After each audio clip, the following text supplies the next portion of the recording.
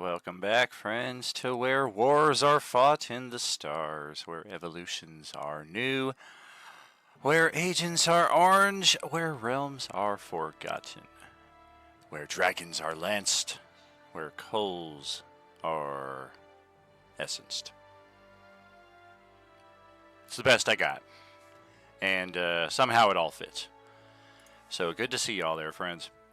We continue week 21. We have but 10 sessions in total after this one before we go on our 1 month hiatus. So we are definitely in countdown mode here. I am, of course, your host, Tragically HP, coming to you live ahead by a century. Illusions of someday cast in a golden light. No dress rehearsal. This is our life. Thank you again for joining us for the continuation of the Coalescence Act 5. If you were with us yesterday morning, Swan Crew revealed big stuff that's in store for all of our tables here. So let's see how Monday handles that event as we chip away at the Chicago Stadium Nexus.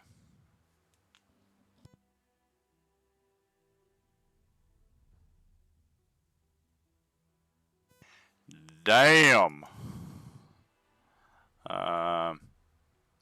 Yeah, that's right. This is, I think, the most complex stream setup that I have here. It's got the most animations on it. So as I recall, I actually switched over. I took Firefox away and went over to Google Chrome again. That was going to be a little difficult, but what can we do? So yeah, let's get that in place right there. That's not right. That is quite unright, if I do recall, but whatever, we'll fix it up. This ain't a huge deal.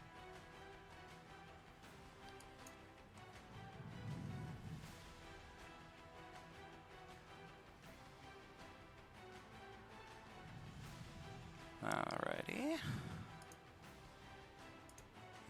Yep.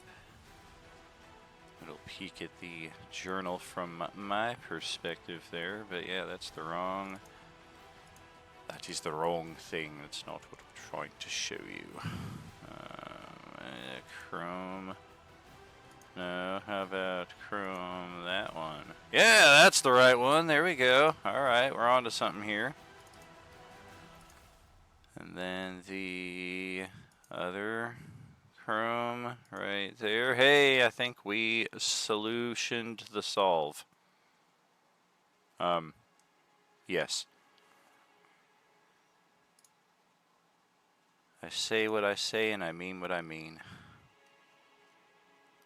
Okay, that ought to set us up nicely, although, yeah, it's a little off. Gotta trim the borders down just a bit right here. Yeah, we don't want to see any of that. That's unprofessional. We want a profession. Fit to screen, that's right. Shoot it, Jay. Shoot it! Cowboy Ken, what's happening? Hey, that kind of rhymes. Okay, yeah, now here's where it's gonna get tricky. Yeah, I was having trouble with this last time around, but whatever. All right, let's give it a go. What's about to happen is gonna be hard to watch. Yo, hey, howdy. Howdy. Here we are. What's going on? Rock you like a hurricane. You are dead. Not a big surprise. Oh yeah, we're gonna be looking at a lot of blood here over the coming 2 sessions, and we got a lot of ground to pave. So let's get into it.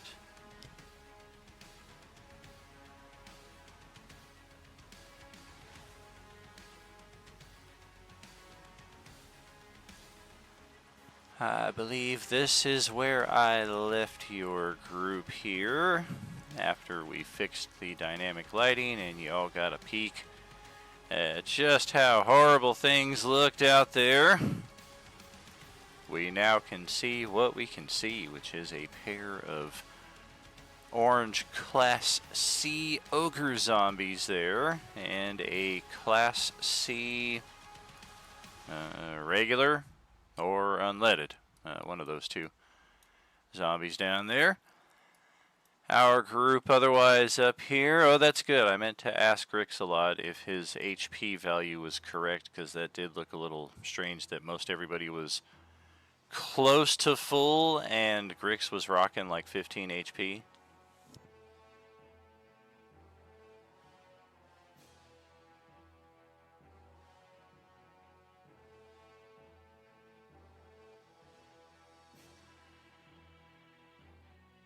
Is Grix with us?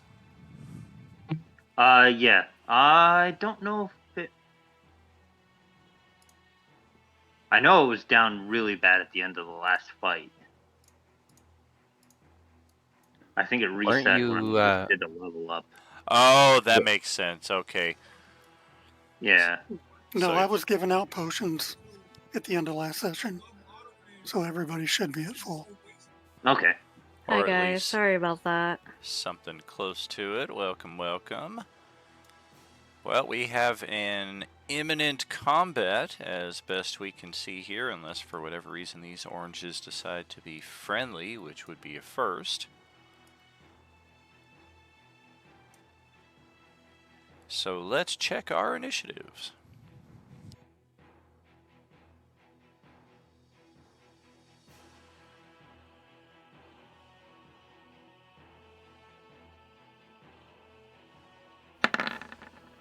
Let me clear my throat.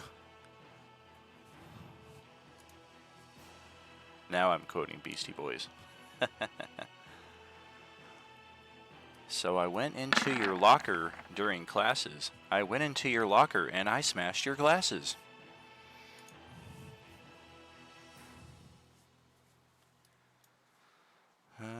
Okay, looking good, looking good.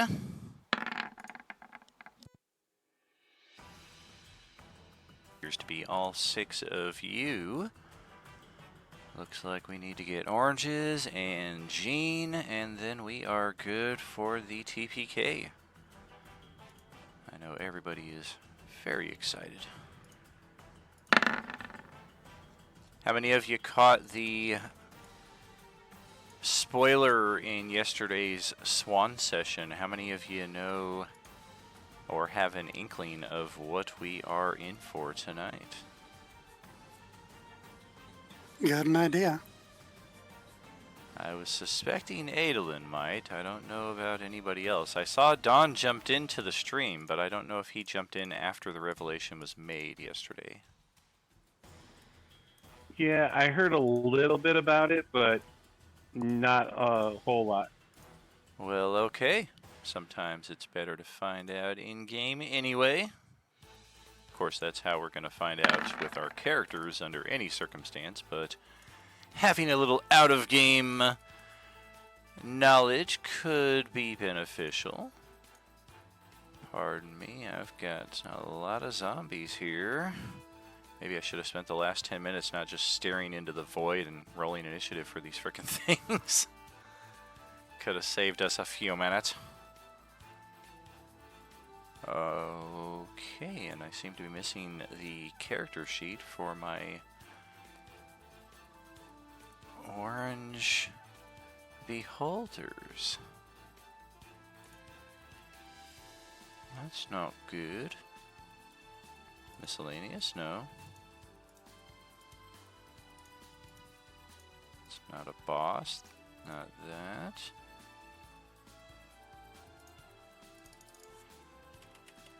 Maybe I need a new character sheet? That's weird.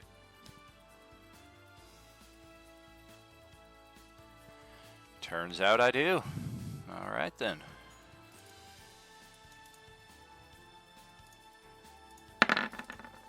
Guess it's been a while since I've used one of these Beholder zombies. Might be the first time we've ever seen one at this table.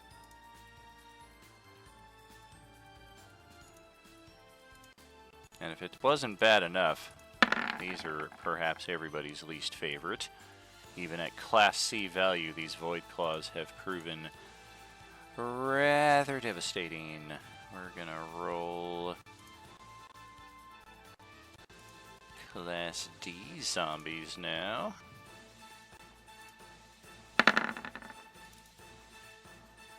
And lastly, we've got some Class Bs on the board, I think.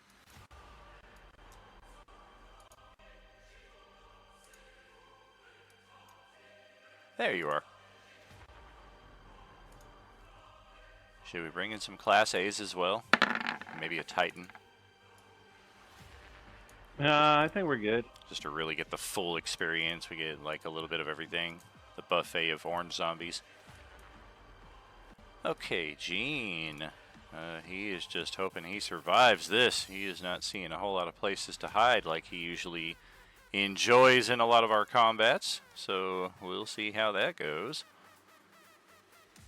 NPCs, Gene, there you are.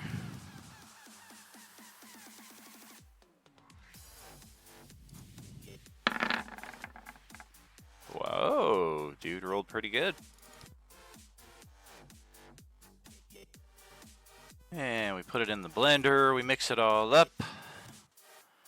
And the lime and the coconut. What else we got? There we go. No ties on our initiative. Everybody go ahead and scroll through there. Make sure you are accounted for. And if we are good to proceed, Dewdrop's got the top spot here and currently staring down a trio of Class C zombies. Yeah, this will totally turn out well for us. Okay, y'all know your girl's just gonna like charge up and go. Like, that's just who I am. So I'm gonna come get up in this guy's face. And honestly, I'd probably just be the size of like your average housefly to this thing. But I'm gonna go ahead and take my attacks on. And don't you dare. Dude, I'm gonna roll nat ones. No. It's just the night I'm having. It's just the night I'm having. No. There we go. Okay. Ah, beautiful.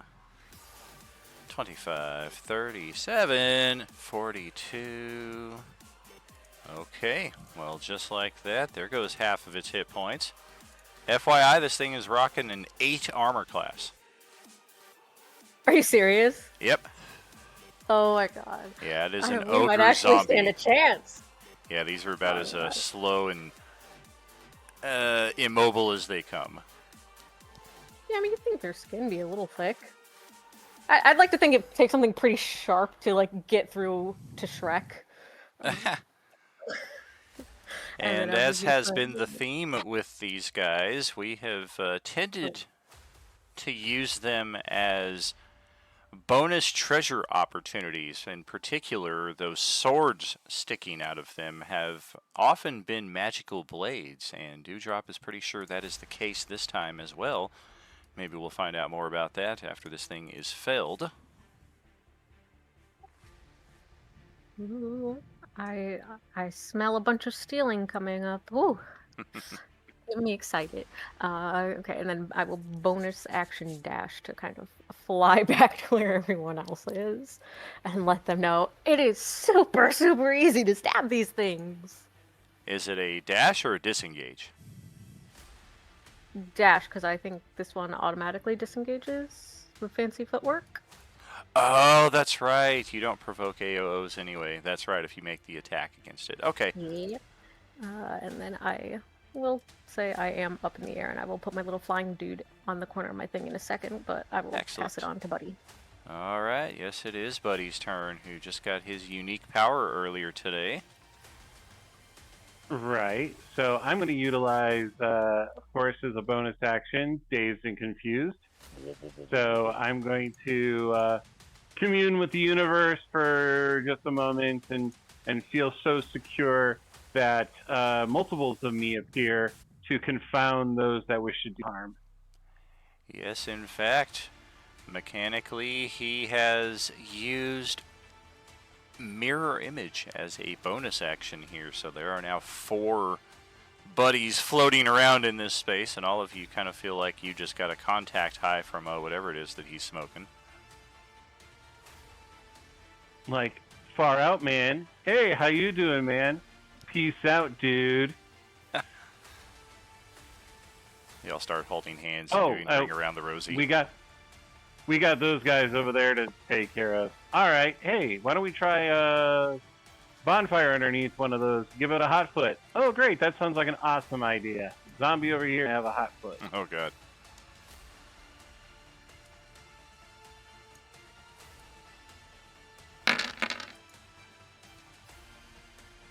Okay. That extra one fire is not there because my wildfire spirit is not here yet. Oh, okay. Well, here's the thing. I can roll a natural 20 on my dexterity save, and I would end up with an 18. So a DC 21 is just not happening for this guy. We will take 6 fire damage. Ouch, ouch, ouch. Jello shooters. And I will try to look as innocent as possible, and that'll be the end of my turn. Okay. Let's pass it over to Orange Class B3. My initial estimation for this map and how long we would spend here has been tempered. And thusly, a lot of these zombies that were originally here have since wandered off to greener pastures. Means we're not going to spend 3 sessions here in the concourse, thankfully. Also means that the numerical sequence of these zombies is no longer in line. Got a triple check. That is a bunch of Class Ds over there in the restroom area. They had the enchiladas. Those damn enchiladas. That's why they're in the bathroom. Yeah, they had them at the stadium. I mean, come on. Okay, good news, everybody. There's only 1 Class B left on the board, which is good because this thing can deal out some very heinous damage in very quick order. Class B has a 60-foot speed. It's also got the Mighty Leap as a bonus action. It can throw itself 10, 20, 30 more feet. And then I suppose an action dash would be in order, as we are still not close enough to y'all, and try and sniff out where y'all are at, get to about here, and then realize, ah yes, they're up there to the north, and this thing kind of zigzags through many of your lines of sight here at the far border before it calls it a day right there. Nyx, it is over to your turn.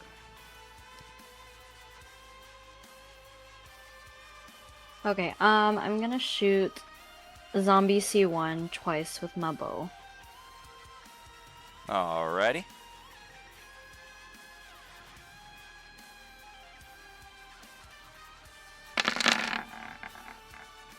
That hits!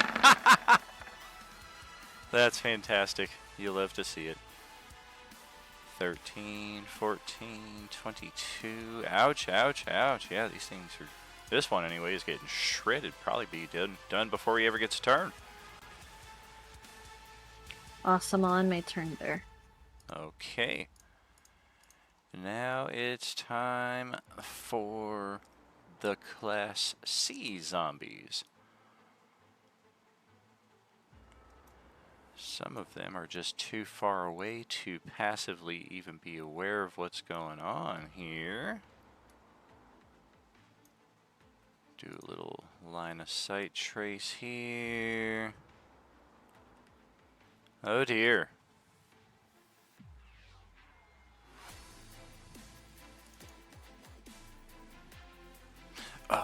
Okay, okay.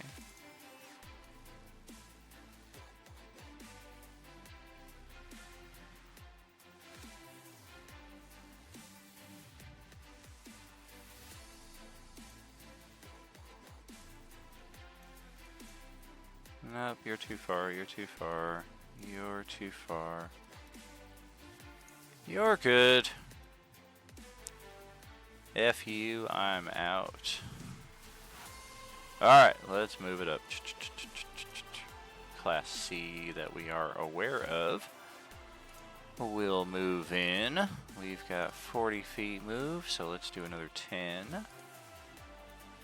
And then I think we got that leap as a bonus action. No, we've got terrorizing advance. Bonus action to move an additional 40 feet. Who do we like? Dewdrop is well outside of our melee reach.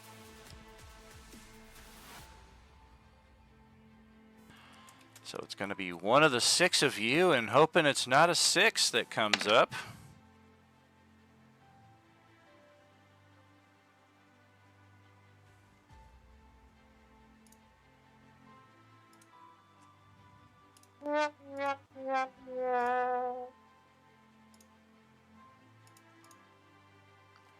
Okay, let's scoot right over here and get up in Gene's face. Still lining up his camera, trying to get it in focus as he sees the Class C charging right at him. He's like, no! The Class C will take 2 attacks. These things are going to be random. It's going to be a double weapon strike. Okay. Thankfully, Gene has a 14 armor class, so the second attack will hit. I'm sorry, the second attack will miss. The first attack will hit, and because he's level 3, he does have some HP to be able to survive a couple of hits here and there.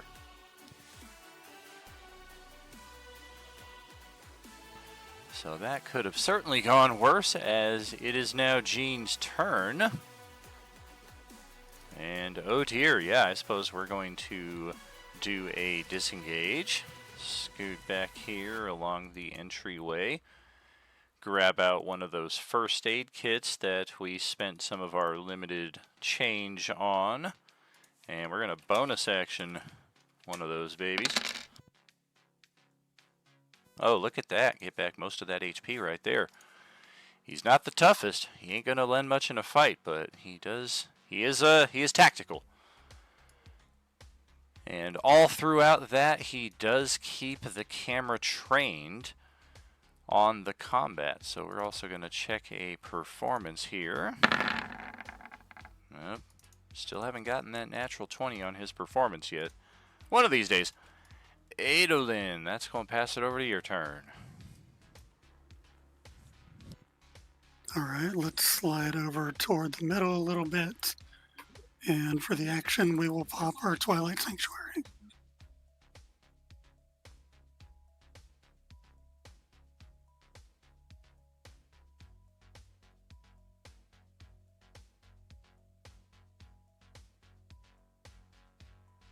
Here you go. And I don't have any good bonus action attacks, so we'll just end our turn there. Yeah, that's bright. All right, the Beholder zombies. What are we looking at? If we don't have perception, what good are we? We are literally all eyes.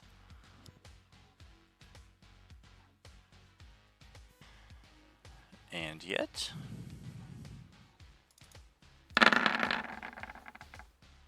Alright, good on you. Oh, that's right, and these things are slow. 25, 40 feet is what they get with an action dash. 20 feet base, 20 feet extra. One of them is not even aware that anything is amiss at this moment, and I was a little quick in moving past the Class C, so let's jump here real quick again. We got this one that was close enough. C12. That will move into position. And which one of you 6 do we like? Now we're hoping we don't roll a 1. Alright. 2, 3, 4, 5 is Fury. Get right up next to you here.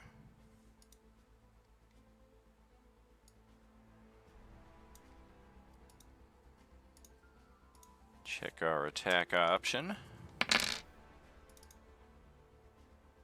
Pummel and bite. That is a miss, and then a 23 to hit for 10 damage.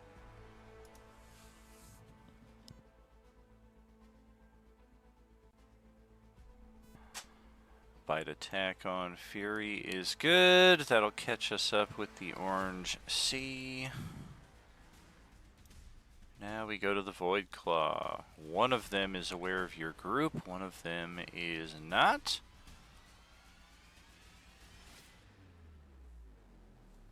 And we have a lot of you in our line of sight, actually. We cannot see Nyx from where we're at. We cannot see Jean. The rest of you are fair game. 5 in total. Who's it gonna be? We're gonna focus fire one of you. Number 4 is Fury again. Holy moly. And this is a bolt coming from the southwest side of the map. It is a rocket of death.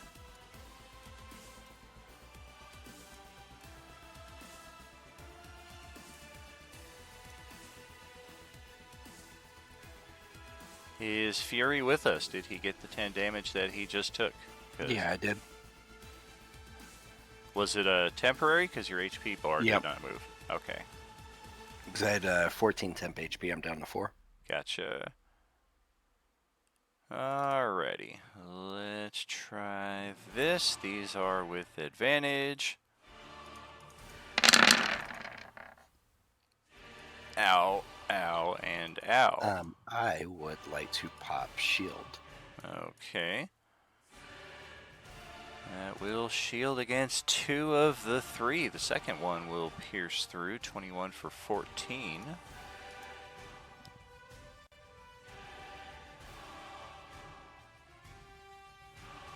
And that is it for the Void Claw. Oh, now we go to the Class Bs. I'm sorry, the Class Ds.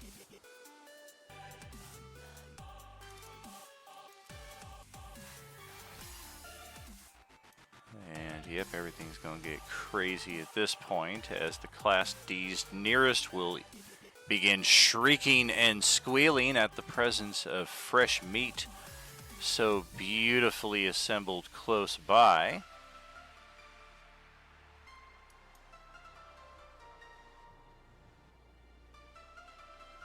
That will, of course, likely draw the attention of others in the area.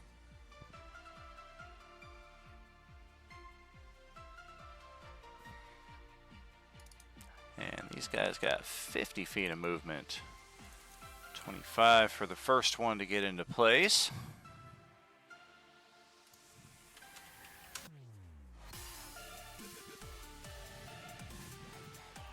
Number 1 is Nyx.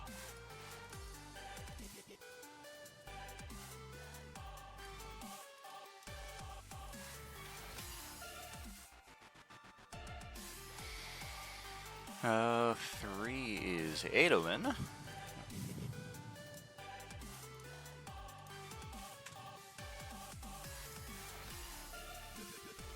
2 is Buddy. That one will actually have to action dash to get over to Buddy, so we do not get a turn this round. Just put a red dot as a reminder. I think that's going to be the case for the rest of them. Yep, takes 50 feet for this guy just to get right there.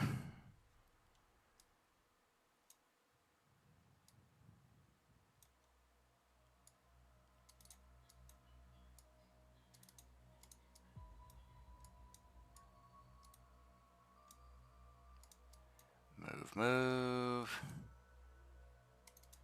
Move, move. Action dash from you is gonna be going to Buddy. A pair of doors are thrown open in this direction as another trio of Class D zombies make their presence known. I'm thinking we got only 2 of you over here.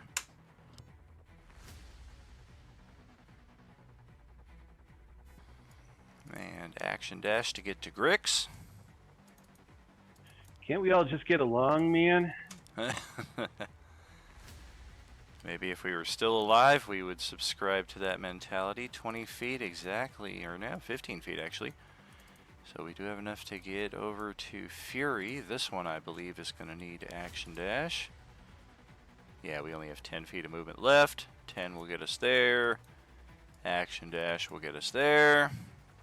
Okay, all of that. Let's get the red dot off of you. And I have one that was able to get up to Fury. We're gonna try.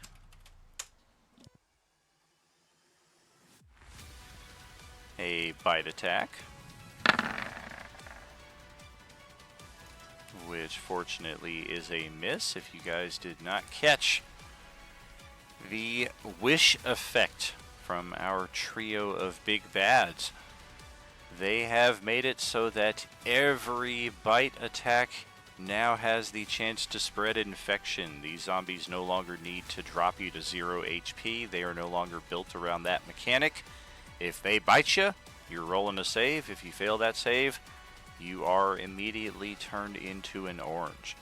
One of our big bads permanently lost the ability to use the wish spell ever again as a result of using that powerful magic to bend the literal laws of reality. You know, I really don't feel too bad for him for some reason. He sucks anyway, so I don't feel bad for him. I'm actually looking forward to when our Monday, Tuesday tables collaborate and beat the ever-loving crap out of him once and for all, but we're still many months away from that point. First we got some ground to pave. Okay, one of them is good enough to get up on Adolin. We are going to try bite attack as well. Alright. That ain't going to hit. And one of them was able to get up onto Nyx. Gonna go for a scratch attack.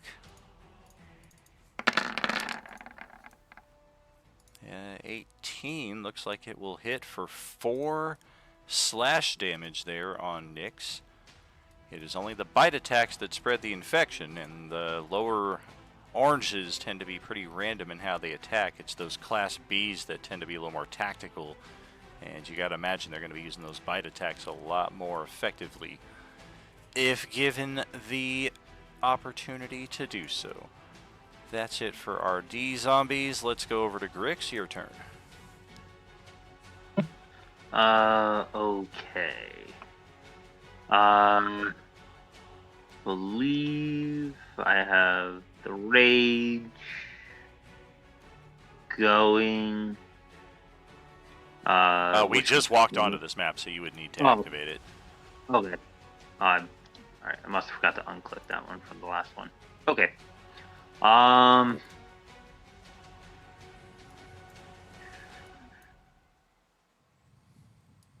Okay, well, we will do that then. We will go into a frenzy rage so that I can get the extra attack on the next round, hopefully. But we'll start with that one. Beat the one between me and Fury. Okay. Let's.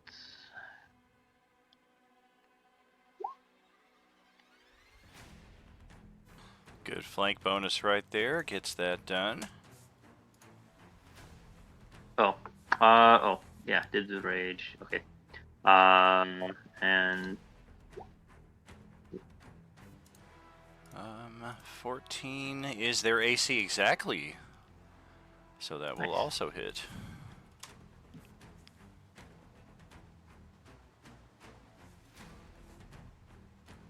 okay. All right. So 2 swings, and I already used my bonus action. Going to save that. That doesn't mean anything. Okay. I think that is it. Alrighty. Okay, before Fury goes, our first legendary action from the Class B, chilling out way down here. Won't be a dash. 60 feet of movement without provoking attacks of opportunity. And now we got a better idea of who's all up there. 1, 2, 3, 4, 5, 6 of yous.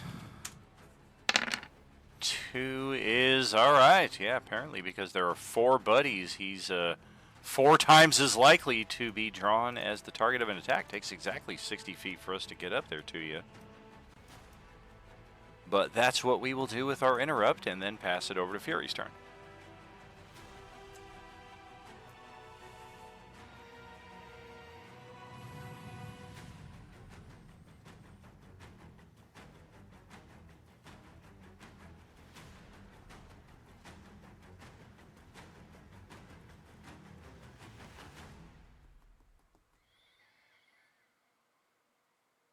Just a second there. The character sheet went blank there for a moment.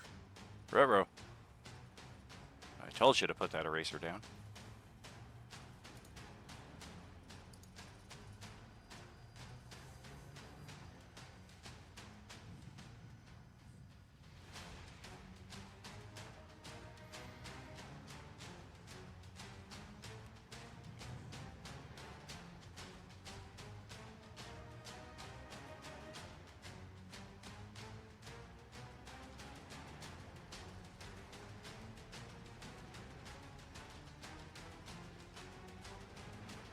Okay. I am...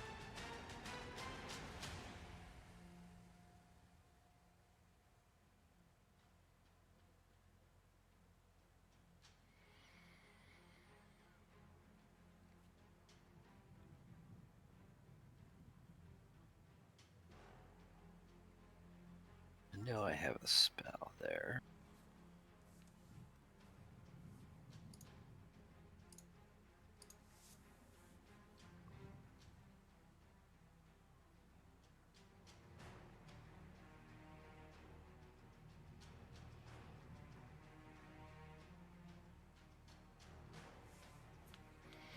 Nope, that was not the spell I thought it was. Okay, I am going to...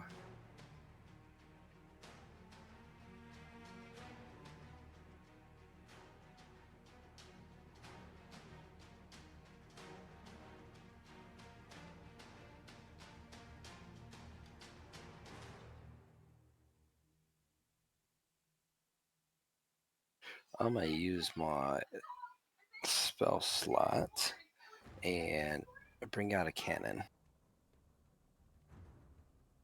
Okay.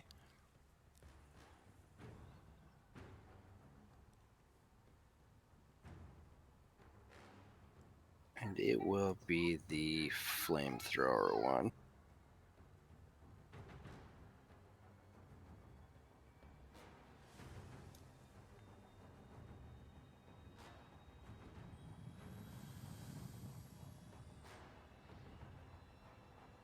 Is that everything?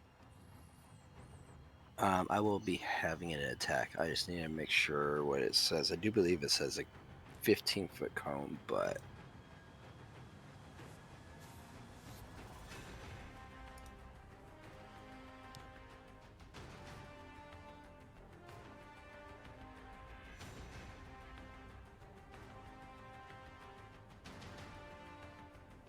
little bit easier for everyone to read that way. Okay, 50-foot cone that you can designate. That would not catch me or Greg's correct if I point it straight south.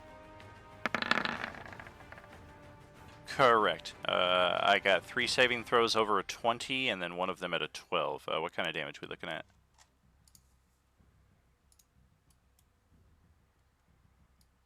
Looks like, fortunately, it's the lowest one right here that failed the save. 2 die 8 fire, which is gonna be 8. Okay. Take that. Ignites any flammable objects in the area. Okay. Is that everything? Yes, it would be. Okay, zombie ogre time. With Adolin's Twilight Sanctuary, that's the temp HP one, correct? Correct. What's the number for it? 14.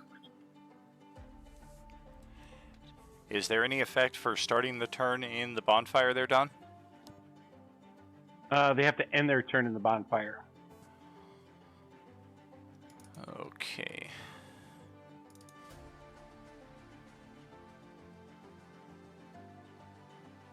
Uh-oh. Oh, there you are.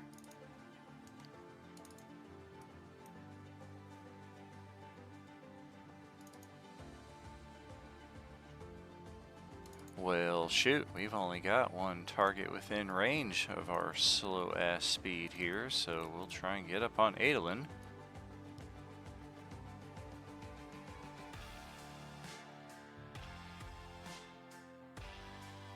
Well, it's a 20, the best we can get. We got close.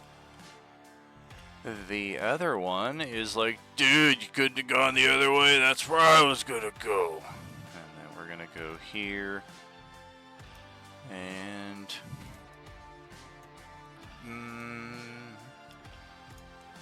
yeah, we're going to have to squeeze into our buddy's space here to try and get an attack, which will kill our advantage with a squeeze disadvantage.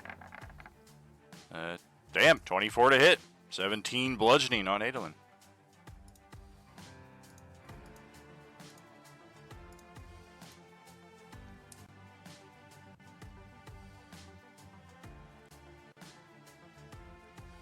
And that should do it for our turn. Top of another round, it is Dewdrop's turn. Okay, super fun. So I am going to drop down to 30. Nope, we're dropping to blah blah blah 5. I'm dropping 30 feet to get to 5 feet. Oh, words. And I'm gonna kind of just keep going on C1 there. And very good. I think I only get one attack now. There it is. Oh dear. That's game over for that one. Get fucked.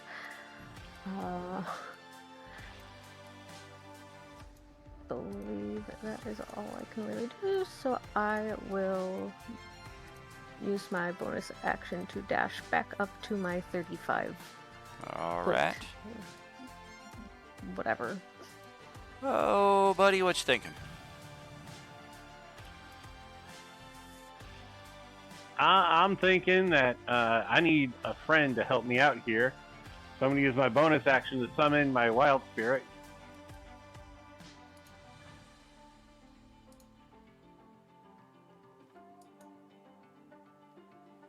Okay.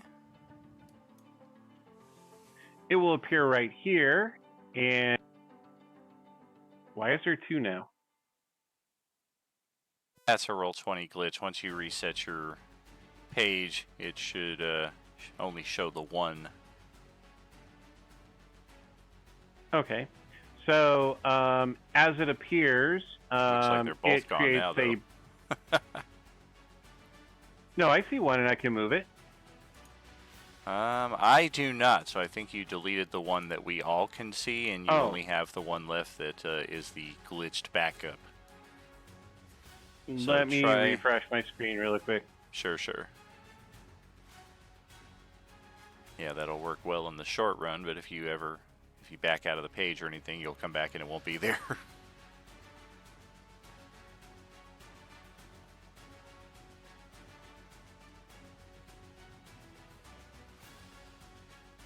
Okay, so when it appears, it creates a 10-foot radius burst of damage. Okay. Does that... I mean, you and Adolin are both within 10 feet of it.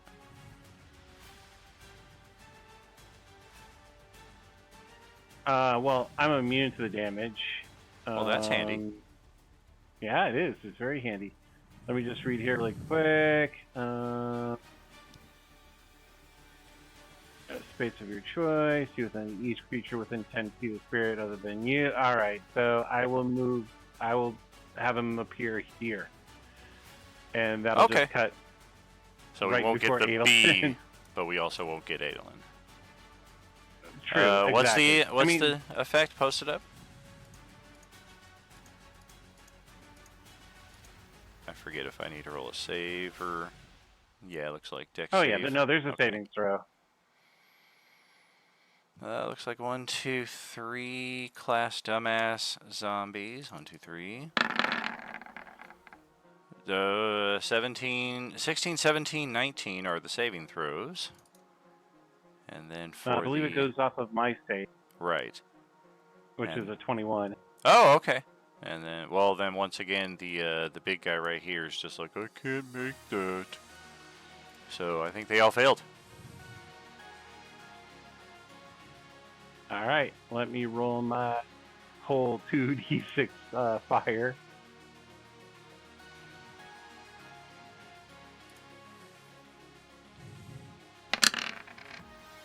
Yikes. Doubles roll again? Yay! I'll do that. Alright, we got that, and that. Let's see. I'm very tempted to disengage and hide by Gene and go, hey dude. Yeah, this is insane. Let's see. What was I gonna do? Yeah, I'm gonna cast Fire Shield on myself. Alright. Now there's 4 flaming buddies. My buddy. Right. So, yeah, if anybody hits me, they're gonna take fire damage. Okay. Well, that's going to cycle it back to Class B here, who I might as well use a legendary action after Buddy's turn, before my turn. And I think we should use that for a bite attack. The big question... No, let's not. This is Buddy. Come on. I just got my new fucking power. Well, the big question is it Buddy or is it Adolin? Because you're both right here. True. We're gonna try to bite Buddy. Could be one of my... And then you've got and your it could end up getting one of my mirror images. Oh yeah, I mean the odds are in your favor. I think you need to roll a 6 or higher on the die 20. This is before I roll my attack, because we need to determine who I'm attacking. Oh geez, well that's definitely attacking an image. The big question now is, do I hit or do I miss? A bite attack.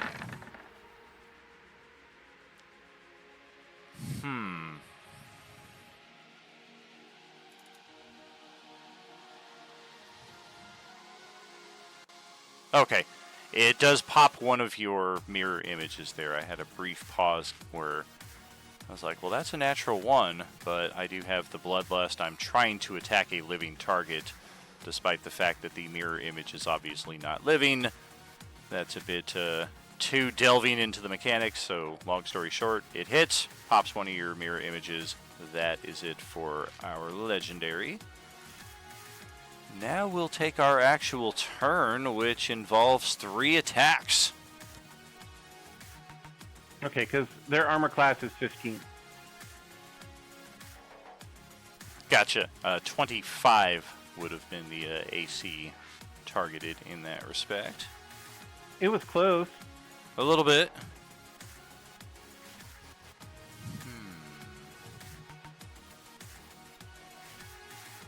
First, we are going to bonus action leap 30 feet straight up into the sky to get right-ish next close to Dewdrop and just take a flying uppercut attack. This does not ignore attacks of opportunity, so Adolin and Buddy can technically do something in response to this thing just trying to leap straight up at the start of the turn. Okay, I have Warcaster, so Okay. I'm going to utilize Produce Flame. And I'm going to use Shocking Grasp.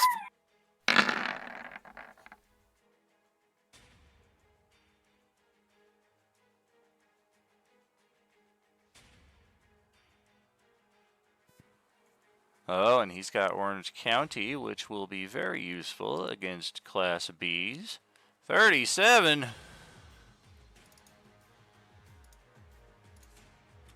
Okay, we'll take that.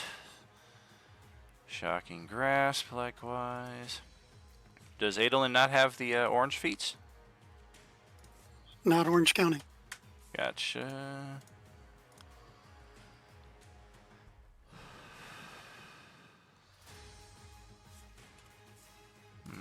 Okay, now we'll try for our unarmed strike on Dewdrop. That's a 19 to hit, 16 damage.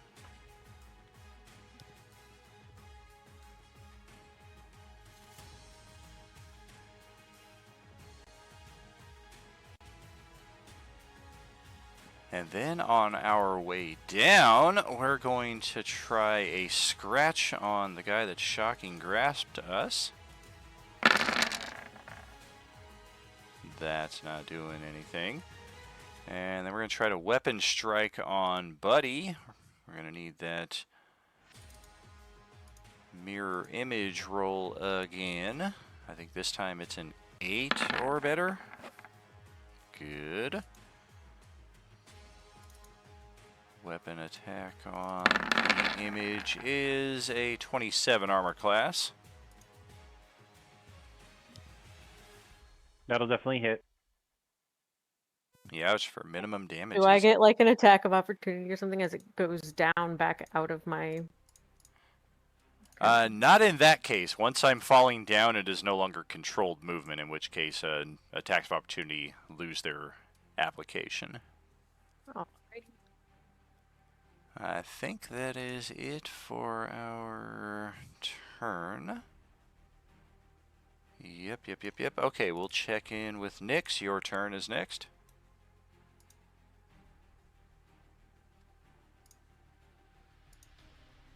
What is the name of that orange right under Buddy, the nearest one to me? That is Orange Class D37. It's Okay. incredible how often that number comes up. Just absolutely incredible. What's the one like to the left of it? Not the 30. Is it also That's is it also 34. 37? Okay, I'm gonna hit 34 twice. All right. I couldn't see the number. Yeah, they're all lined up. Orange Class 37, Class Dewdrop. Okay, I'm gonna hit him twice in my I'm bow. a pretty amazing class. Yeah. So, I mean... Never any doubt, my friend.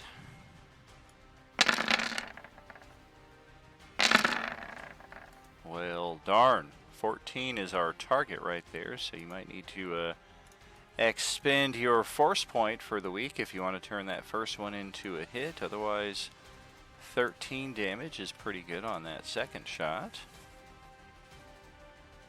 I'll just give her an spell. Oh, okay. Thank you. You can crit this shit if you want. 11. Yeah, go ahead, take another attack roll there just to see if that nat 20 comes up.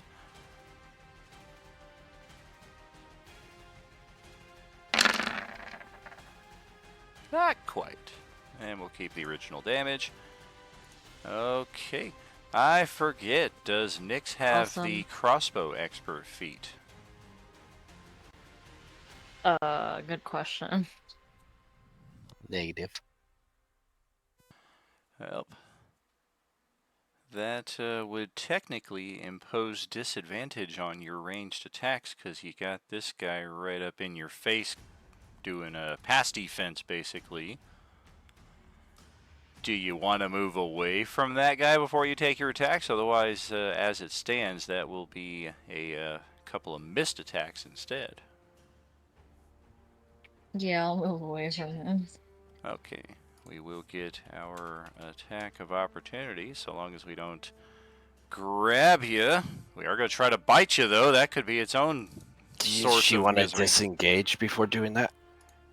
Because she does have cunning Oh, action that's right, now. that's right. Yeah, that's a good call. So yeah, we're not going to get the AOO. Attacks will apply as shown. Any additional movement?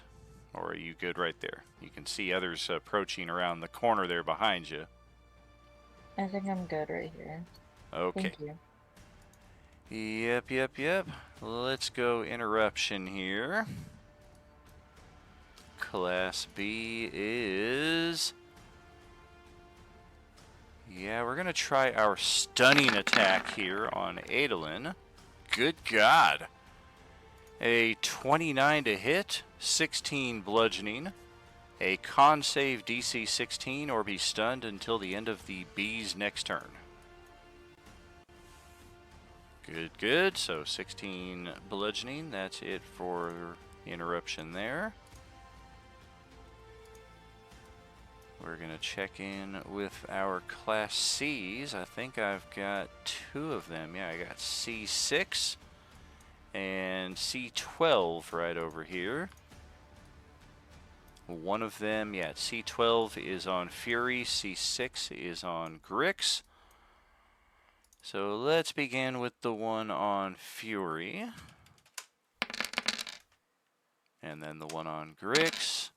Okay, so Fury, we're looking at a scratch and a bite attack here.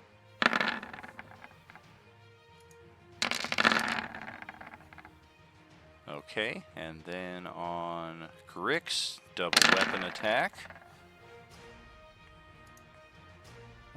Fury has... I believe the shield is still up until his turn. Although, I think it was at this point last round that these things were hitting him and prompted the shield, so the shield would have expired actually on his last turn? Post the spell, I forget. At start of your next turn. Yeah, so technically your shield would no longer be active right now, meaning that the scratch attack for 17 is threatening to hit. The bite attack was a 10. That's not going to hit. Okay. 17 hits, 8 damage as the result, and then both attacks on Grix are just very, very far from his armor class. Any other C's on the board within reach? Nope. Nope.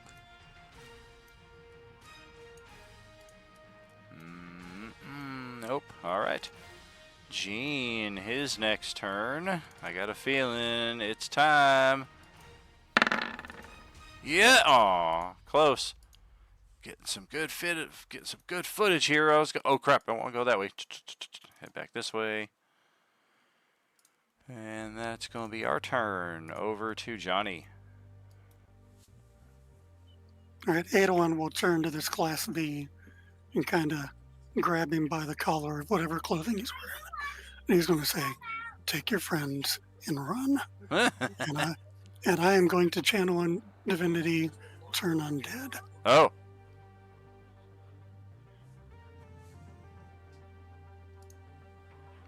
All of a sudden, the undead start taking off all... Well, no shit. So it's the same radius as my Twilight Sanctuary. Everybody in there, wisdom save against a 24. Okay, well, let's start at the top. Ba-ba-ba-ba-ba.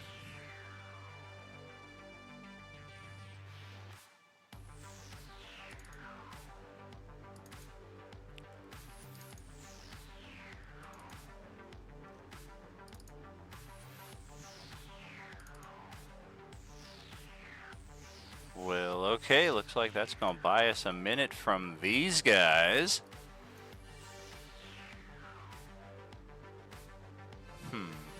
Okay. That's going to be on their turn. They're going to run away, but yeah, none of these things can make that saving throw, not even the Class B. The Class B is, nope, we are not immune to turn undead. That's a different feature. Nor do we have advantage to turn this into a success. So yeah, it looks like all of them are going to be turned. I'm not even going to put icons on them.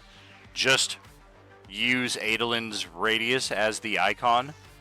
And know that if any of you attack and damage any of these zombies before their next turns, they will no longer be in flight mode. So your best move right now is to just kind of stand by and let them go past you, or maybe even start advancing further onto the board where there are other zombies who are not turned. Anything else for Adolin? No, he would just yell out to let him run. Okay. So now the D zombies will all start moving here. I'm just going to go off the board. I assume if any of you wish to attack of opportunity them and dispel the turning attempt, you will let me know. Likewise, if I just move off the board and nobody interjects, I will take that at face value. D29 is the interesting exception, as we can't go outside. We gotta go this way. Get out of my way, damn it! You have no idea how scary that guy is. Okay, another 15. Action dash. This guy, I kind of feel like should get an icon, just so I don't inadvertently bring him back before the due time.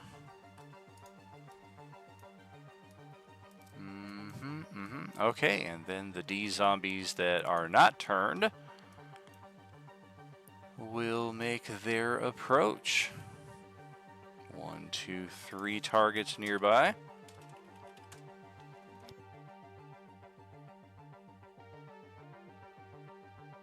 LG, looks like we all want to go over and fight Adolin.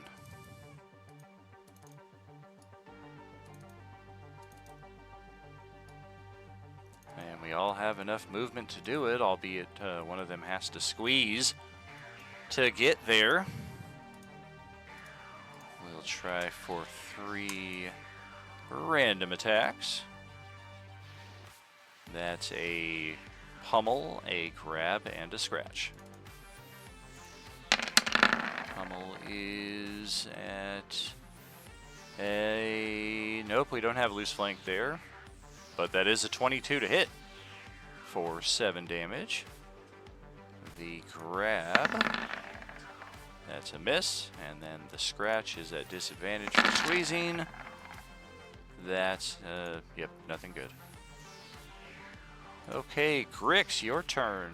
Both of these zombies have not had their turns yet, but you know they're about to take off and run. These Class D zombies, however, are a different matter. Okay. How much movement do I have again? Now that there's only 3, I'll put the frightened icons on them so we can differentiate the 3 running from the 3 that are staying. Oh, my bad, the ogre zombie is also frightened. Okay. 5, 10, 15, 20. 25 there, right? For that one? Okay. Yeah, we'll do that one. Or wait, no. This one's a Class D, right? I can't tell if Dewdrop's in the way. The one between me and Adolin is? That's the B. The one in front of you is a B, and it's frightened. Okay, alright, so then yeah, I'll go with the one in front of Buddy.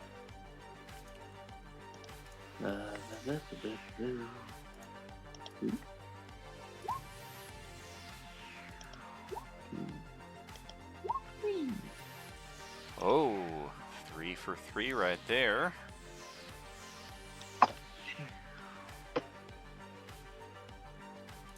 Alright. Action, bonus action, and move. Alright, that is it. All right. I am in fact going to take a legendary action here and dash 60 feet off the map. And that will be a day for him. And then we'll pass it over to Fury.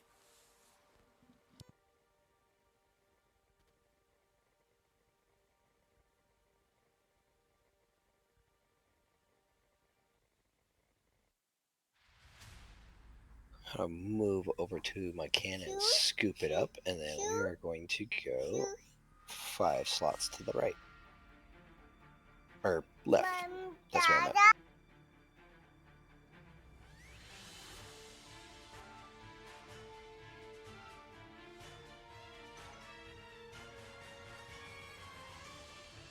And I do not have a good shot there. So I will end my turn right there.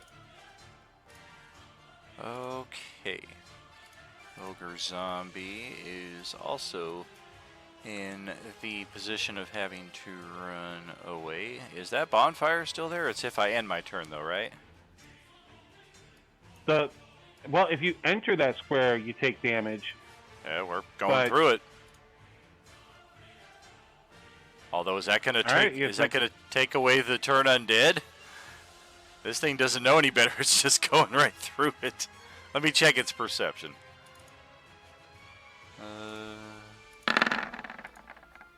Okay, with a -2 of 14 is actually really good. It will deter at the last second and go around. And then action dash another 30 feet. Pretty much out of our lines of sight. Interesting.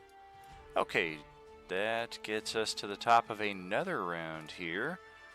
See how much we can clear this even further. Dewdrop, your turn. Okay. I will move in under step, and I will go after the one that's right in front of me. I'll drop down and stab. Excellent. Oh yeah, that's another kill. Hopefully a 28 hits. And another kill. And then I will just bonus action dash back up to 35. Okay. And Buddy. All right, I'm going to produce flame on this one. All right.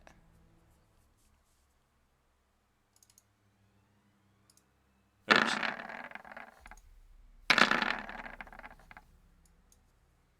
That's funny, I rolled the superior. Or no, it's not, I don't get a saving throw. That's the bonfire one. Okay.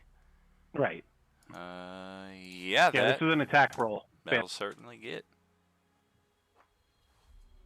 And then I'm going to use my bonus action for the fire spirit to take a flame attack on it.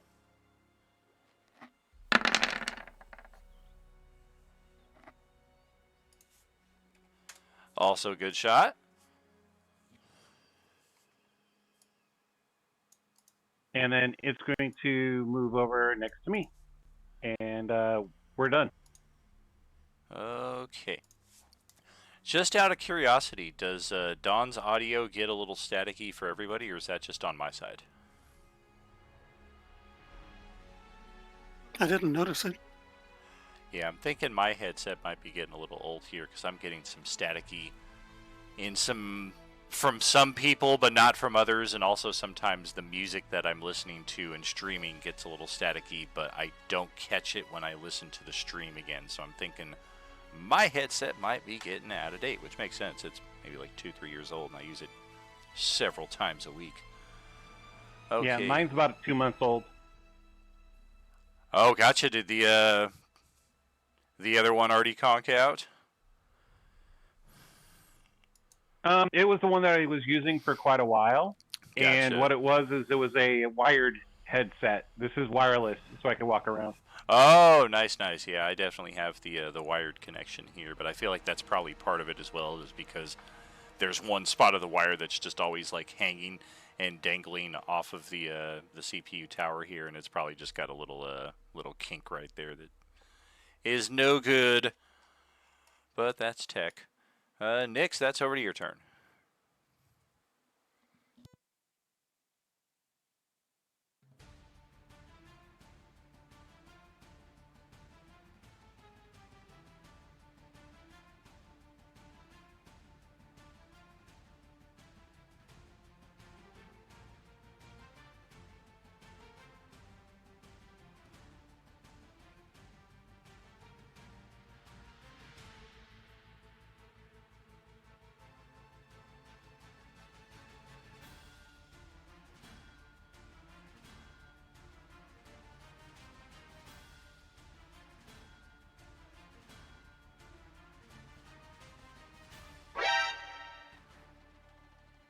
Okay, sorry, I'm here.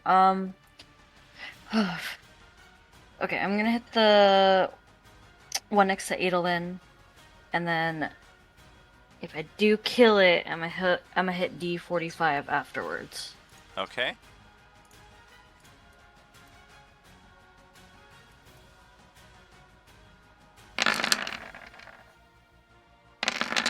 Oh, absolutely we'll kill that with a crit, and then a good shot on the 45 there to get the clock ticking. Awesome, I will end my turn there. Alright, see, zombies are up. The only two that we have here are likewise. Run to the hills. Who else do we got? You're out of range. That brings it to Jean. Don't you have a void claw somewhere? Ah. Yep, we lost our initiative there. Damn. Whatever. Let's add you in on a 12.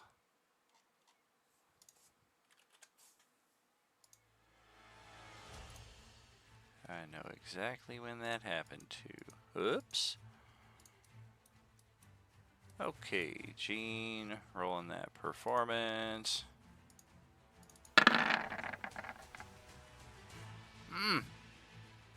Oh, that's a dirty 20, but not quite what we're looking for. Adolin, back to you. All right, let's shocking grasp this last guy.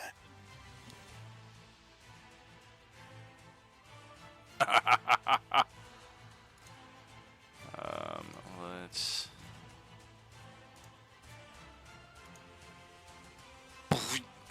It just explodes. Zombie goo everywhere. All right, I'm going to step down this way just a little bit. Yeah, there's the zombie still running away. That'll be turned.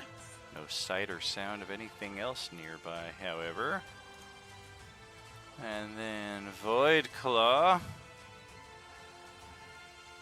We don't have Jean, I think, due to distance, but Nyx's new position puts her in the running as well.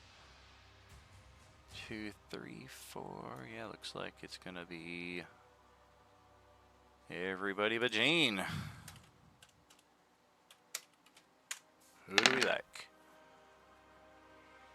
2 is Buddy. Alright. I think it's 11 or better for us to hit that last mirror image.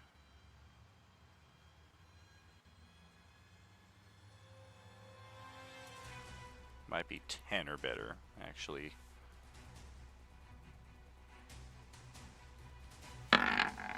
Well, either way, I'm pretty sure that's good enough.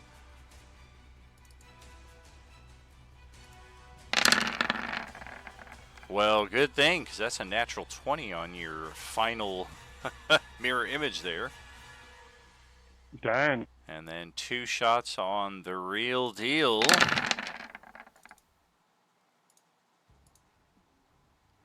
That's a miss, and looks like the third and final shot will hit for 17 necrotic.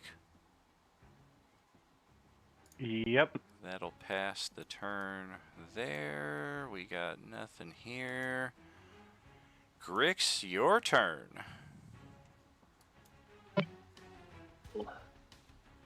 I didn't see where would I have seen where those bolts came from? They Don't came think so. from the southwest. North, east, southwest.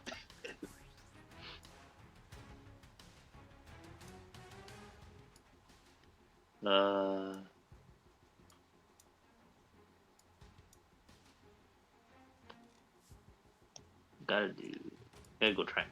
Oh, can I go back? Yeah, maybe.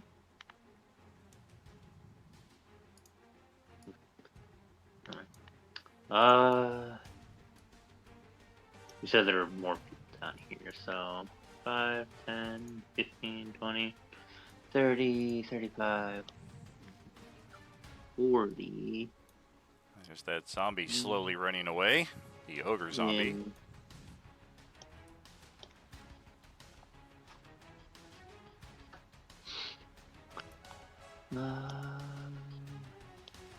Do catch a glimpse of this guy. I think, no, wait.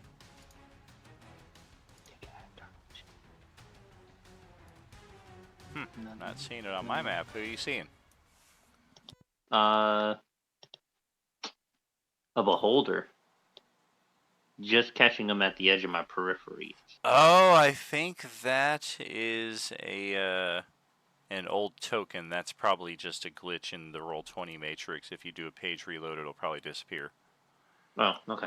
Yeah, when I lost my beholder character sheet, I dragged a new one out, and that was where that token ended up, and then I deleted that like 40 minutes ago. No.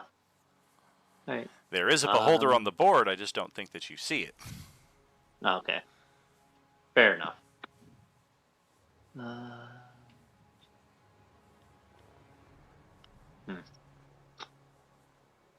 I don't want to throw something at that because that'd be a bad idea. I don't want him coming back. Grix isn't smart, but he's not that dumb.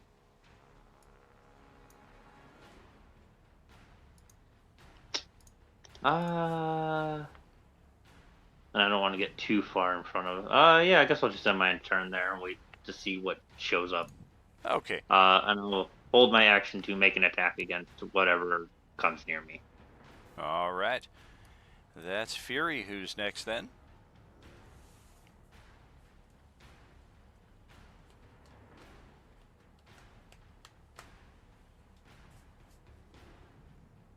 All right. So you said those bolts came from like the southwest. That's bottom left, right? Correct.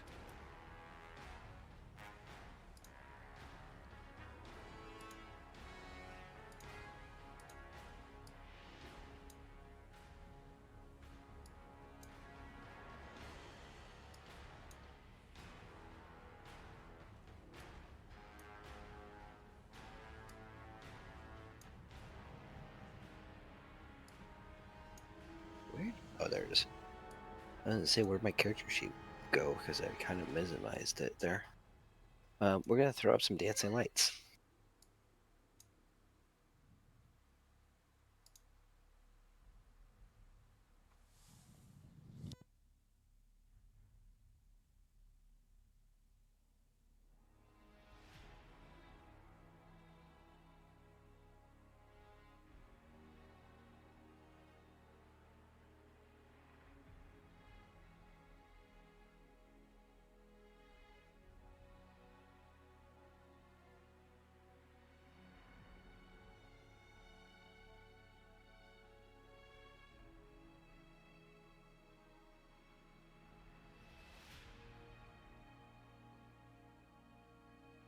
Oh, we found the beholder zombie.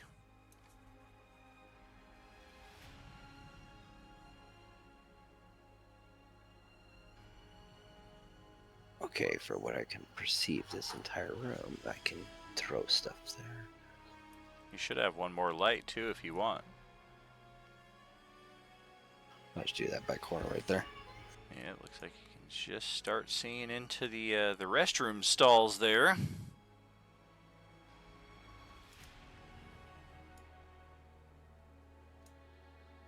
And that does appear to be where it's coming from. You just don't have the light maybe deep enough in there to be able to see it. Mm-hmm. Can always change that next round though.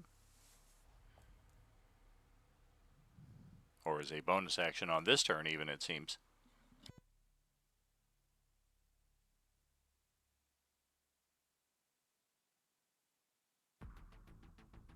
Yeah, we'll probably do that. Let's adjust those. Yeah, just make sure to keep them all within 20 feet of each other.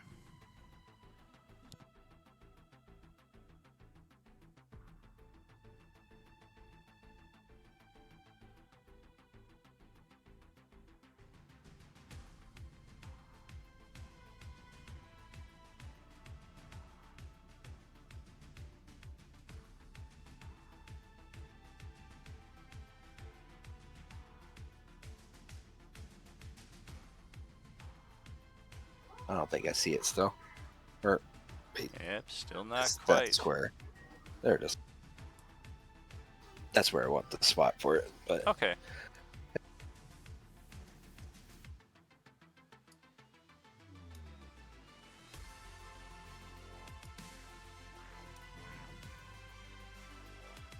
so I got 2 more squares. That thing looks scary, so I'm actually going to back up 2 squares too. Okay.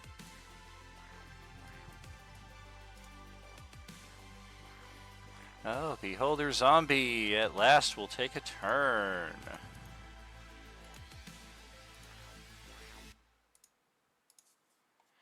Very, very slowly.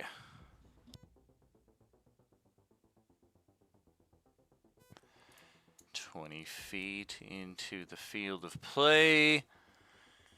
Who's within 60 feet?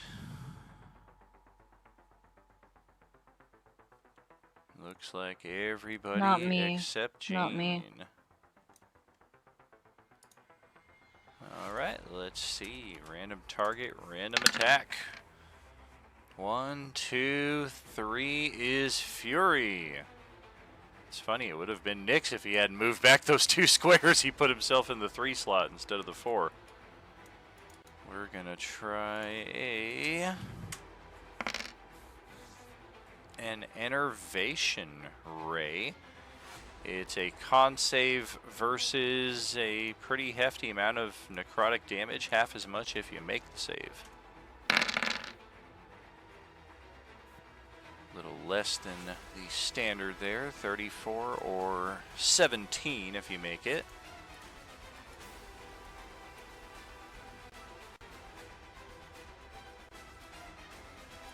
It says con save. Yeah. Oh, damn. Let's see. Force Can points. I want to use Flash of Genius. Okay. And I do believe that adds my intelligence modifier. Very cool. That'll be 17 necrotic then. And that's it for our Beholder Zombie there. Nice. The Ogre Zombie down here. It's like 50-50. Okay. Looks like we're gonna go this way. 30 feet. And then go 30 more feet. Pretty much entirely off the map. Our butt is still just barely hanging on to the edge of the map here, but the rest of us is out of there. And that puts us to the top of another round. Also puts us at that sweet halftime point here. where we will take that 10-minute break and join you back shortly, friends, for some more RU Gaming.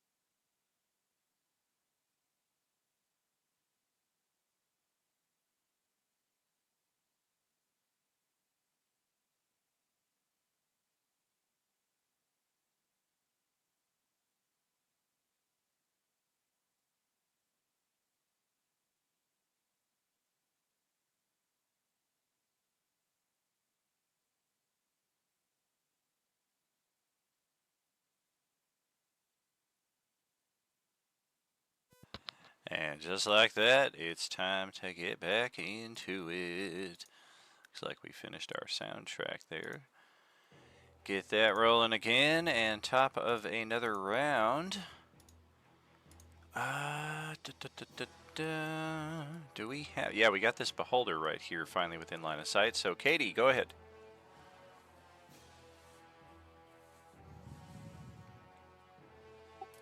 Okie dokie. Wait, oh.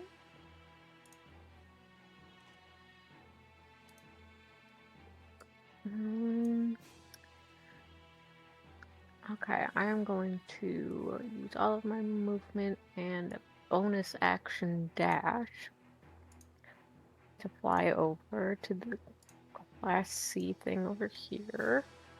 All right. And get in his nasty, disgusting little face. And take a quick pokeroonie at him. This thing's floating about 15 feet off the ground. Okay, I'll drop down to 15 feet on my 60-foot journey over here. I know that I'll stab. Ouch.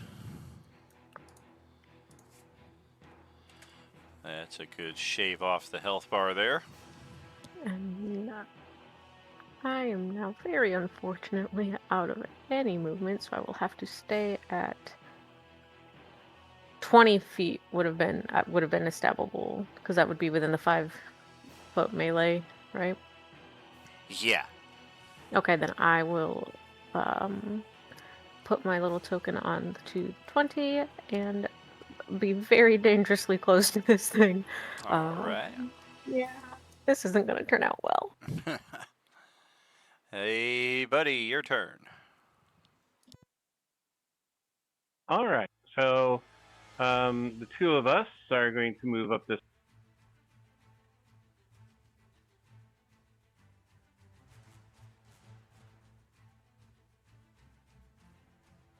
My full 25 feet of movement, which is a lot different than Manuel's 55 feet of movement.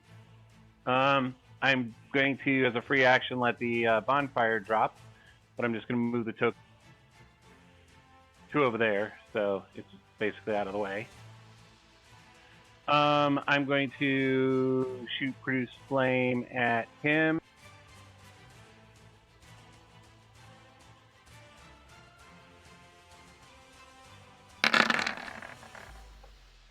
Oh dear. Yeah, that hurts. Okay, and as a bonus action, I'm going to reestablish my mirror images. Okay.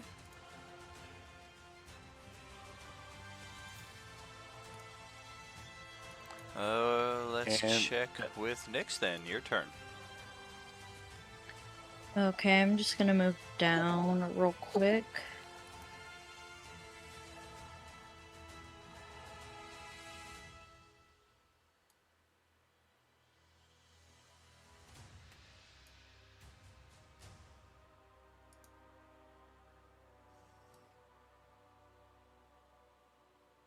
And I'm gonna shoot the weird monster with my bow twice. All right.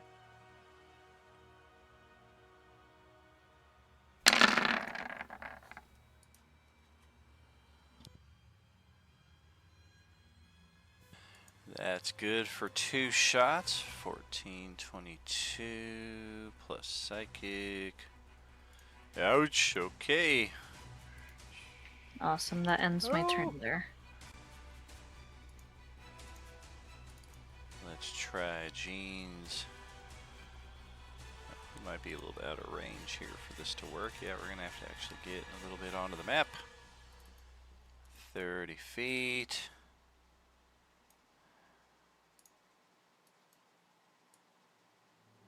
Oops. Just got this guy in range.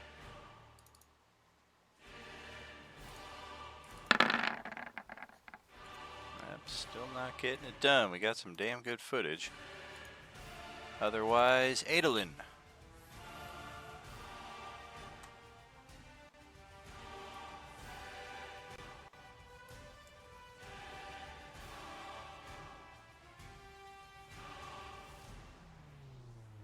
Forgot I had my mic turned off. So this guy is a Class C. Does that count for the orange peel or orange juice stuff? Orange juice, yeah. All right. Wanted to make sure he wasn't unique.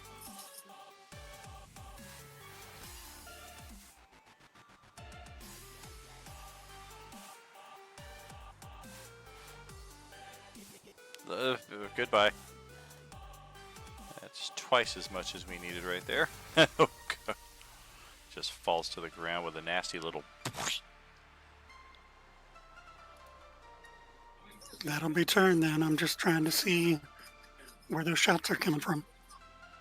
Yes, indeed. Definitely originating from within this passageway here. However, who are we targeting? 1, 2, 3, 4. Everybody's fair game.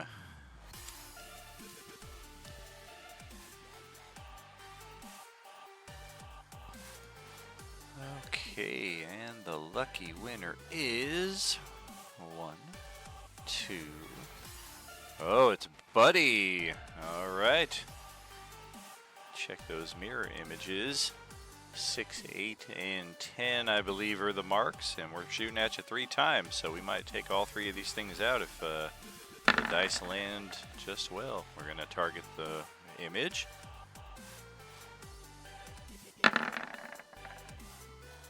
That second one is going to target you.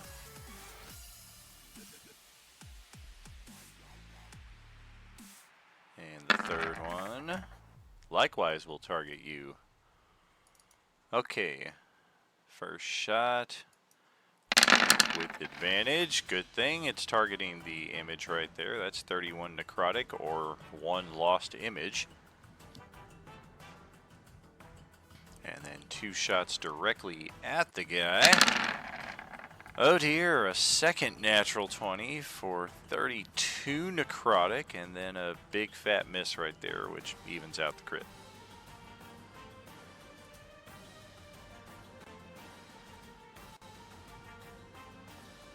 Stop doing that, man! And this one is going to let out a loud screech before it relocates.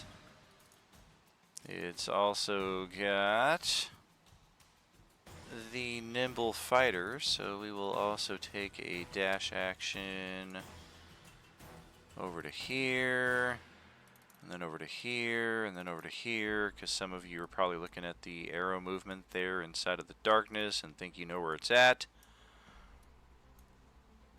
You don't. You have no idea where it's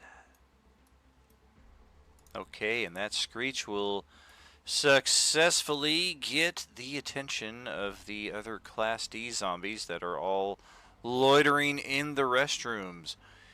Ladies first, we are going to vacate the ladies' restroom here. And it would appear that even in death, they are lined up as you would expect here. And then actually we got another exit over here. Gonna vacate from there. Gotta open up some stalls to get our other ones out of there.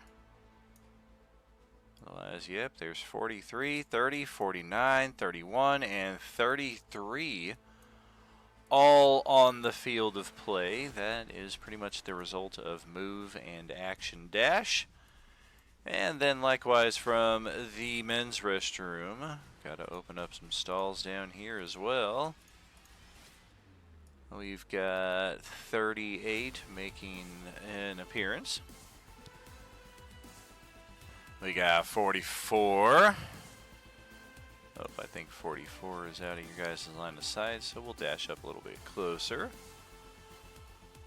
40. Have to kind of bolt around zigzag here.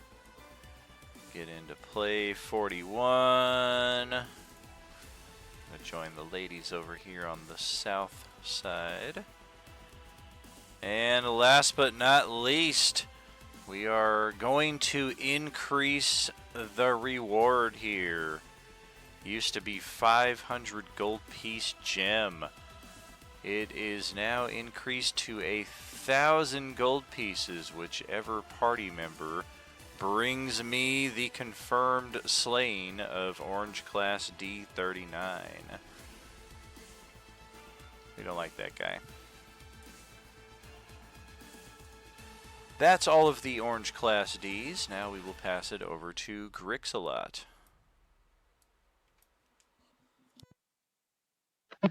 Okay. Can I get to him? Ooh.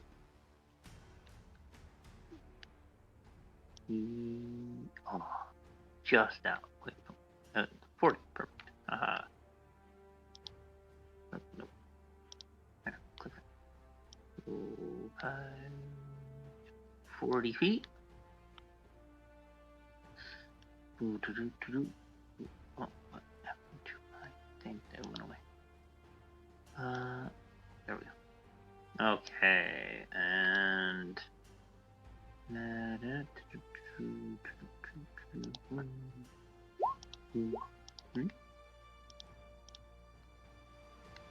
Well, damn, he started off so good with that crit. And then after that, it's like he forgot how to fight. Yeah. I didn't think about it, but yeah. Reckless attack would have been probably a good thing to do, but it wouldn't have helped me in the first one, so I wouldn't have called it for the other two. Okay. You can always spam it between attacks, too. We're kind of free flow like that because we tend to just kind of... It's more about the expedition of time than the correct order of proceeding. Sometimes it's more important than others, but for things like that, we're pretty free. Okay. Yeah, I'll if I could, I'll do the reckless attack on Oh, the... yeah. No problem. That's going to be 3 hits and a... Oh, we're going to have to roll our check here, but it's possible you just killed this thing. Forgot to keep the class dumbass character sheet open. Alright. Check our saving throw. DC is higher than that, so yeah. Grix, 1 round killed D31 there.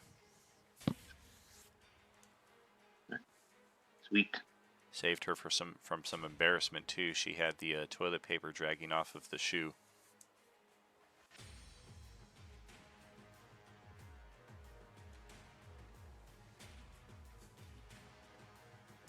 And let's check with Fury, who is next in the turn order. Alrighty, let's see.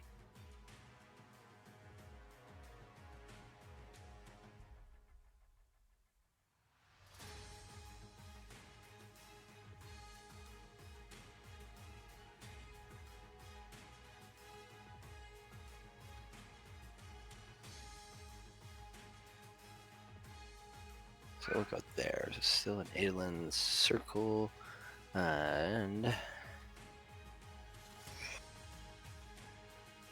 I can see some of those guys right now.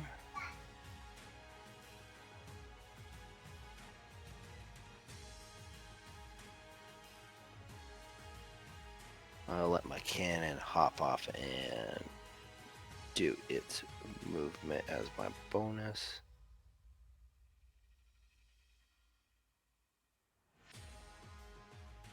To about right there. Okay.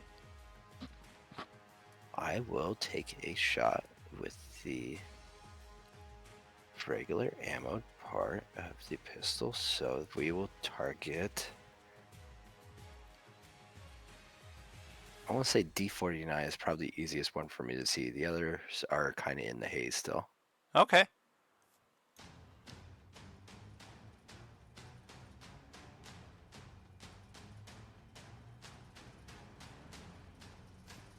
It's like one of those boy likes girl kind of things. You're only targeting her because you're picking on her because she's pretty.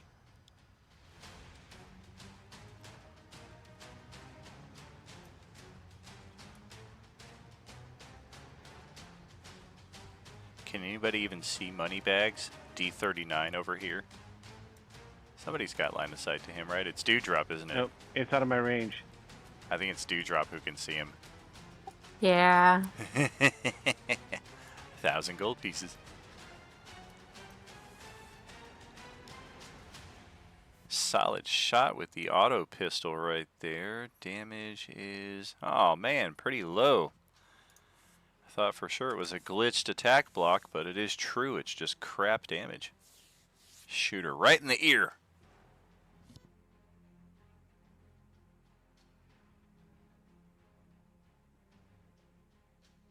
And that should be everything for me.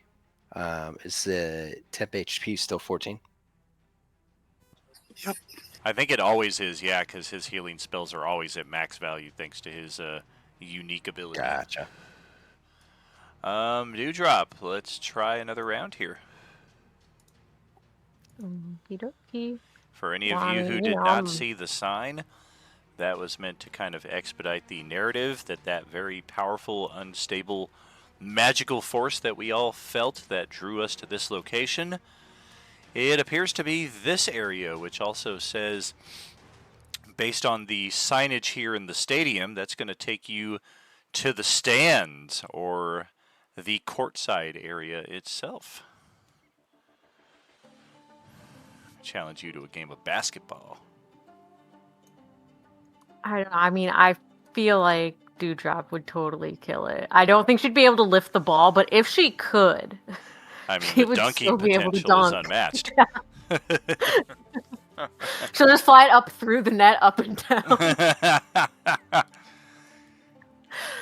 Okie dokie. So, I mean, I can see D39. And there's money on the line? Oh yeah, whoever kills that one gets 1,000 gold pieces. Which means something bad is also going to happen. Yes, all of them are Belcher zombies, and they'll all just start spitting locusts at you once you get yourself isolated in that area. And so, I mean, we are not trying to get into this area. The Nexus is definitely what drew us to this point, and it is also a time-sensitive event that we don't quite know how long we have, but we know that we certainly don't even have the luxury of taking a short rest, so it's within the hour before whatever this unstable magical force is will culminate in whatever that means. Oh, well, I guess I will ask the people around me, be like, do we want to go to the whole thing? The issue here? Do we want to do that? Or are we just gonna kill these things? I think we should head to the Nexus. To infinity and beyond. I think we need to do both. The things that are going to rush us.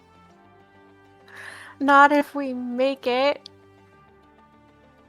Because I can make it.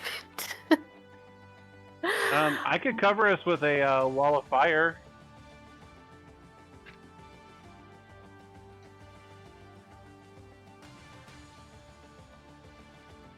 So I will then use my movement and bonus action dash to go this way.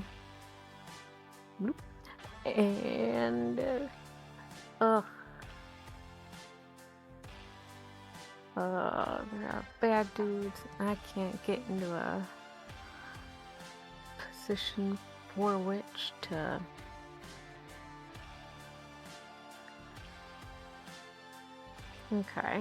cannot get into a stabbing position. So what I will do is we'll just kind of move over to here, which seems vaguely safer.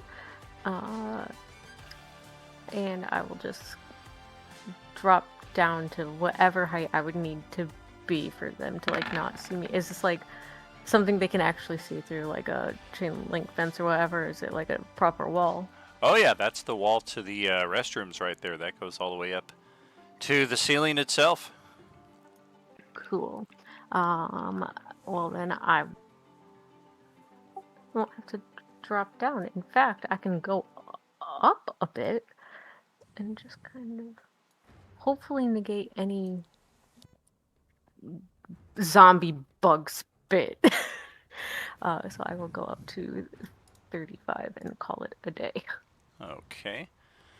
We did discover a Class C zombie chilling out right over here against the wall now that we've gotten a little closer, and she has joined the turn order, albeit not until an 11, so it'll be a while before she activates. Buddy, it is your turn. Okay, so I am heading 25 feet this way. Cool, that puts it within my line of sight. I'm going to do Wall of Fire.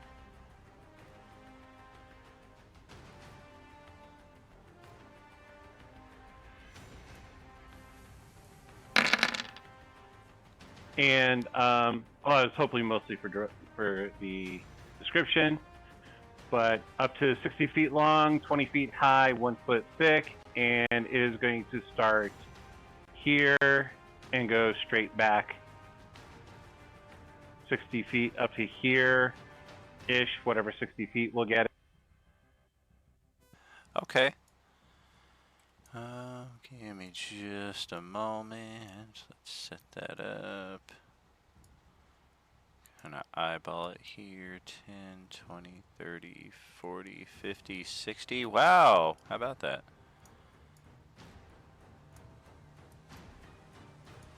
So, like, right here to, like, the edge of the stanchions? Yeah. Like, these are things that anybody will easily be able to, like, hop over or what have you, just FYI. Right, but one, it'll take them a while to get around them, or trying to go through them and take some damage. Gotcha. Okay. And then as my bonus action, the two of us are going to teleport 15 feet.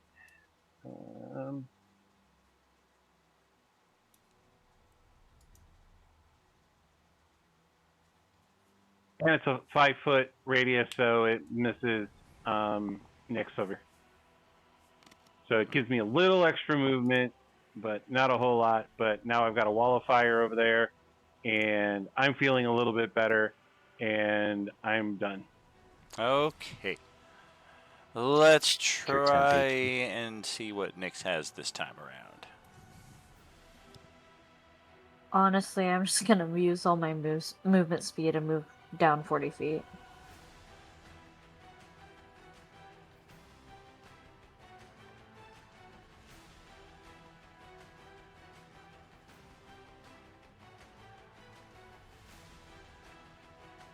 But I see something right there. Shoot. Hold on. There's the orange Class C just waiting there in the wings, and then there's the orange zombie ogre that's still trying to retreat off the board as fast as its legs will carry it.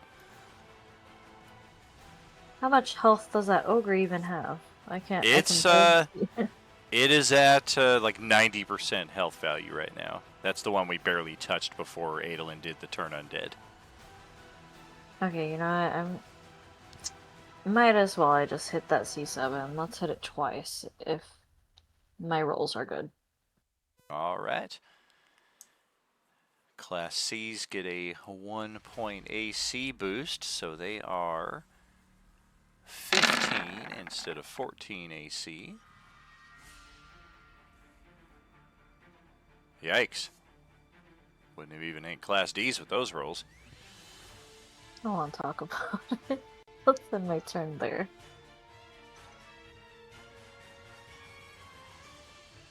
Right. Bullets don't hit back.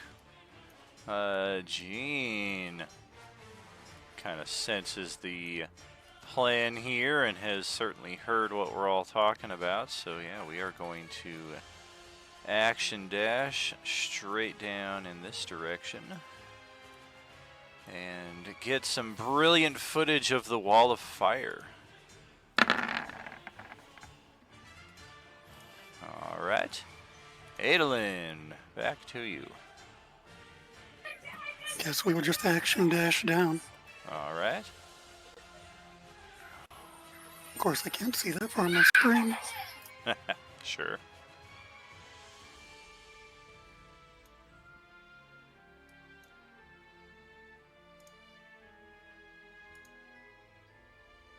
And yeah, that'll be turn. Alrighty. We'll make that wall of fire opaque like it's supposed to be. Just for a little extra coolness. The Void Claw zombie is now... Damn it, I ran too far. I'm on the wrong side of the wall of fire here. I can't see shit.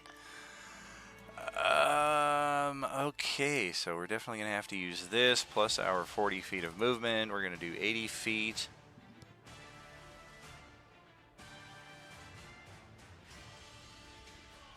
Damn, it gets us so close. We're right here, 80 feet. We can see Fury, and only Fury. I don't even think we have enough of a line of sight around the wall to see Buddy. Can Buddy see me up there? Nope. I can't see him. He can't see me. I'm just out of your line of sight. So Fury is drawing all 3 of the Void Bolt shots. No longer at advantage, though. So 10, 17, and 15. Looks like the second shot is good, but otherwise miss. And this Void Claw is definitely not living up to the reputation of its kin from previous battles. C7 will take her turn. And we've got Adolin right up here in our grill. I guess simultaneously, I did drop the Ogre Zombie from the turn order, so we will start scampering down the causeway. And then C7, yeah, let's get us a piece of Adolin here. 2 times. A pummel and a weapon strike. Holy moly, a natural 20 for 18 bludgeoning on that pummel. And then a miss on the weapon attack. It is too bad I'm wearing that adamantine armor. Ooh, 13 bludgeoning. In that case, no crit for you. And then that feat, what was it called? Orange County, I believe. Orange Concentrate. Ah, concentrate, is the yeah. one that lets me take half. Yep, so I will that'll- take 6. 6 is correct, which is what you'll be regenerating on your next turn anyway. Yeah, I totally forgot about that earlier. That's all good. A lot of things to keep track of as your characters level and gain some of our homebrew additions. Class Ds. We're going to do a morale check here. It's not often that we're facing walls of fire, but when we do, could have any number of effects. Okay, and okay. So there are 9 of them here. The first group is going to back away from the wall of fire. I'm assuming the hot side was facing west, yeah? Correct. Yep. Okay. The second group of 3 are gonna... Oh, wait, we have to back up slightly. Alright, let's undo all that. Nothing. Okay, 45. 50. And 55, so we do have to do an action dash there. 3 of them are going through the wall, so they will just willingly take the damage. Do they get a dex save if they willingly go through it? I think so. If I know 5e, I'm going to roll it just in case. Sure they do. Did you move your microphone away? You're coming in a lot softer. No, I had to switch my microphone out because my other headset, the battery was dying, because I didn't have the charger plugged in. Gotcha.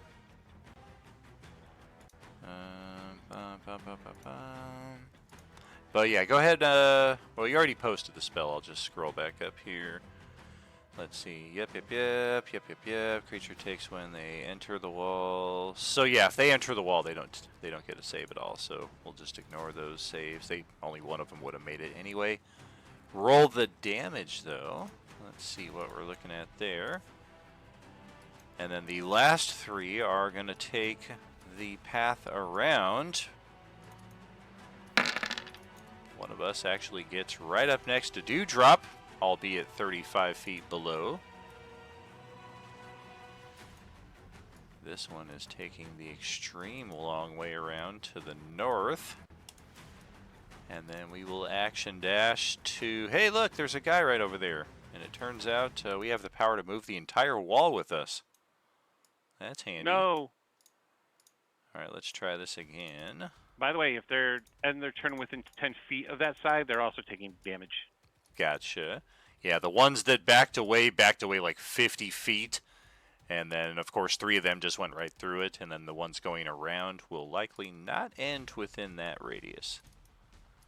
40, 55. Yeah, we're going to have to action dash. 75, 85. Hey, Nyx is right there. We'll get right up next to her with dumbass 41. Dumbass 43, as it turns out, is a belcher. So we are going to belch up there in Katie's direction. Attack roll is useless, so of course I'll roll. I fucking knew it. Of course I'll roll a natural 20. I was really just posting it for the effect, but yes, we will have a locust swarm on the board once again. Been a while since we've seen one of these. Get you a health bar, otherwise most of us never even see these things. But yeah, it is now within 5 feet of Dewdrop at a 30-foot elevation, and it natural 20'd the heck out of that space below her feet.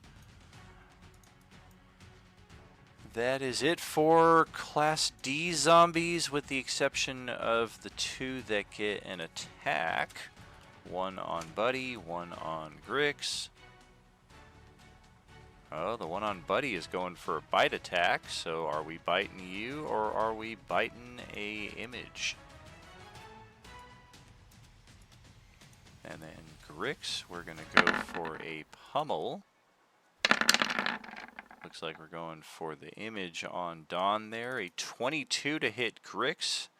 7 damage. Of course, he's raging, so that is halved. And then the bite attack on your image is an 11. Doesn't even hit the image. Yeah, not often that's going to happen, but sometimes we'll still run into these swarms of Class Ds. And Grix, your turn in response. Okay, which one hit me? This one? Or Actually, the one standing to your north got the attack off there. that one? Yeah. Okay, well then that's the one I'm hitting. Because I didn't like that. That's good. Not so good. Not so good. Final hour, do we burn the inspo or do we hold on to it? I'll burn another one of mine on that second one. Okay. 15, Alright. 21, 20. That's a pair of good strikes right there. How about that third one, Dom? Force point, inspiration point, or let it slide? There's 14? 14, yes. Ugh. And 15 damage will potentially kill it. We'll use an inspiration, see if All right. we get a Re-roll roll up too. Yeah, just re-roll that entirely. Oh, okay. Do that. Inspiration, we're going to try and hopefully get a natural 20, but we'll see. Okay, so that will hit. We'll use the original damage. And I need to roll a con save. Pretty high DC, and I made the DC. Alright, we're going to hang on with 1 hit point, actually, after all that.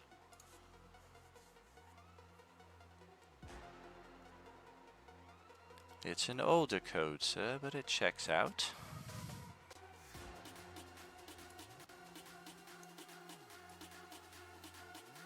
That should be it. Yep, that should be it. Yep. Alright, Fury, your turn.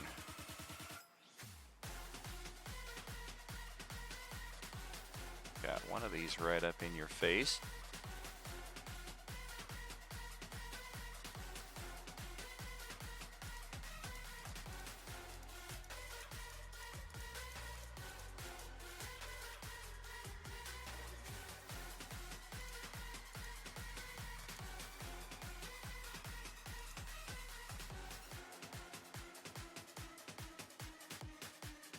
Well, let's make it harder for them to actually find me.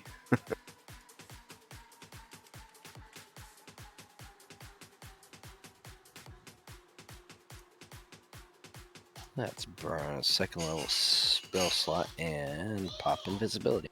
Okay. They have been known to sniff out their targets as much as they can see and hear them, although you've not tested that quite in the direct radius, so we'll see just how effective it is.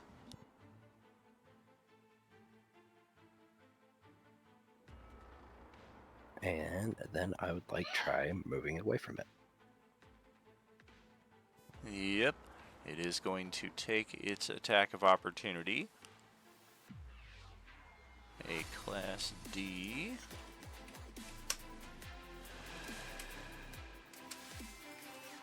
Random chance for attack is... It's a bite attack. Oh god.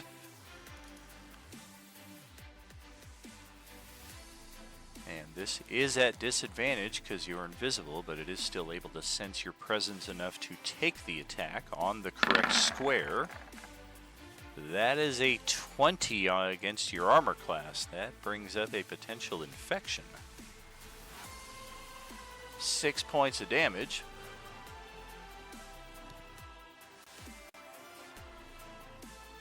And a Constitution saving throw. Or else shield it.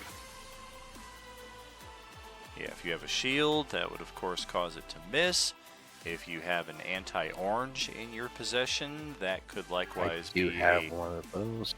You can of course save that until you know how the result of your saving throw goes here. Like if you make the save, then hold on to the anti-orange. If you fail it, maybe use the anti-orange. It's a measure of last resort. Mm-hmm. You said it was 6 points of damage? 6 damage, yeah. And then con save is DC 18. That looks like that's good. Yes, indeed. So no infection, and some of the other verbiage of the infection does not really apply in this case. It doesn't count as 2 failed death saving throws because it's no longer based around a 0 hit point mechanic. I'll have to change some of the verbiage in that respect. Right now we're just kind of narratively accomplishing that. But, yep, we take a bite, we get some damage, you are not infected, you're still free to move.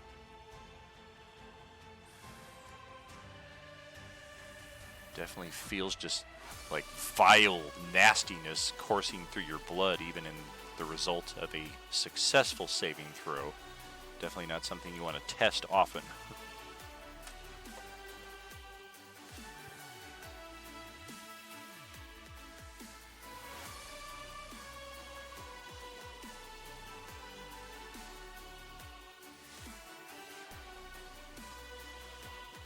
And Buddy is impervious to fire.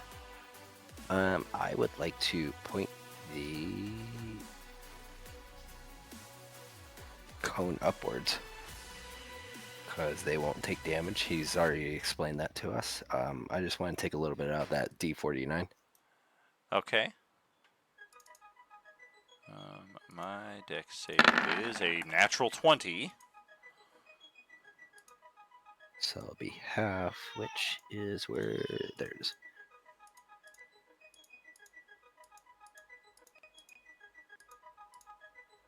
Okay. We'll take fire damage of 4.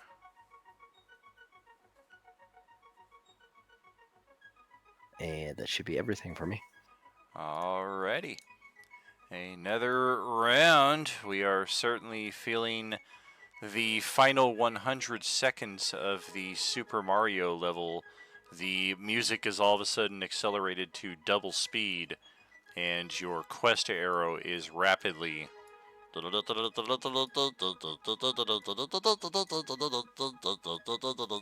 ahead, Dewdrop.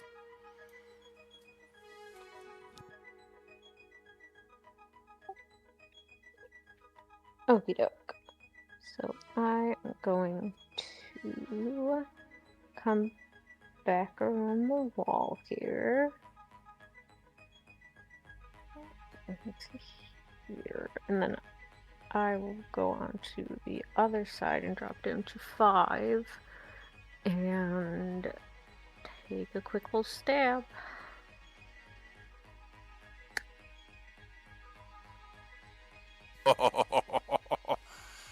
Wow. I mean, we still got just about a half hour left, but not only have you not nat 1'd yet tonight, but look at that nat 20. 35, 40. And then you just jinxed the nat 1 thing. Oh, Thanks. absolutely. I need to see at least 4 of them here in the next 30 minutes. You'll get them 4 in a row, probably. Yes, indeed. Let's tie the all-time record. Grant got 4 of them in a row on Tuesday night last year.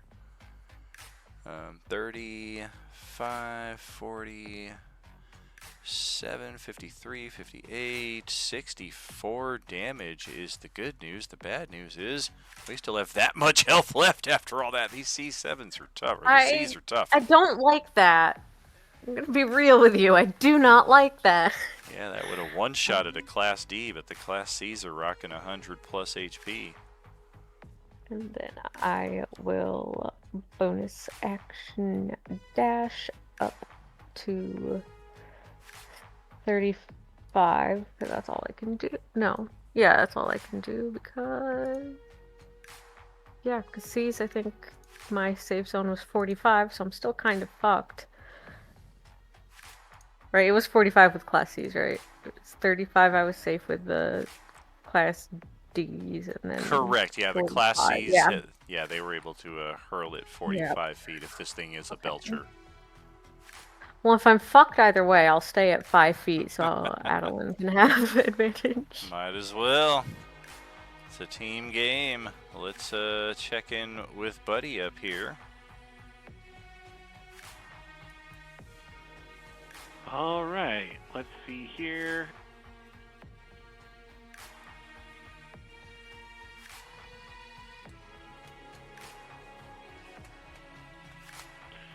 Okay, so let's see.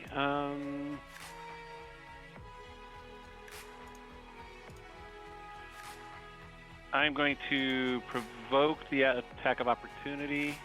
And it's the last thing he ever did. Here comes a bite attack at double natural 20s. Oh, it's a scratch attack. Still going to be double natural 20s. Guaranteed. Well, there's a natural 1. It's a 21 to hit, but I don't know if I scratch you or scratch your image.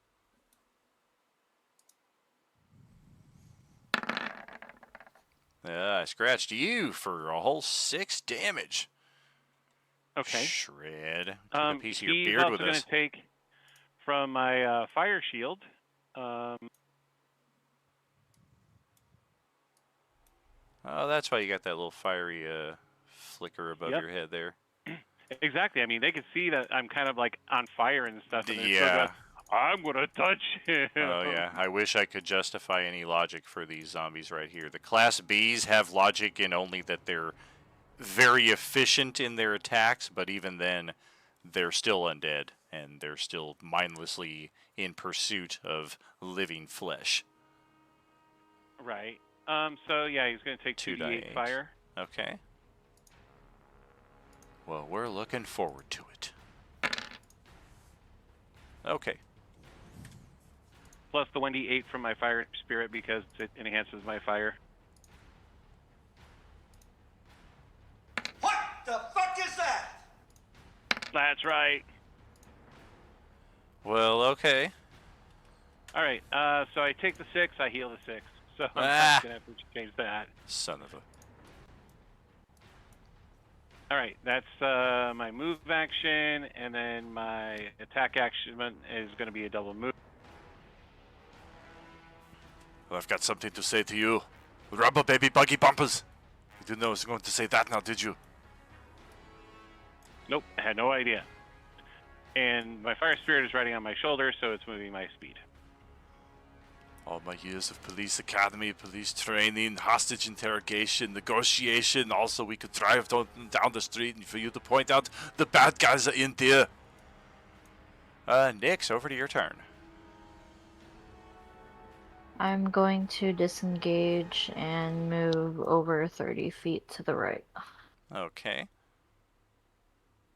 I need to talk to you about Thomas Aquinas.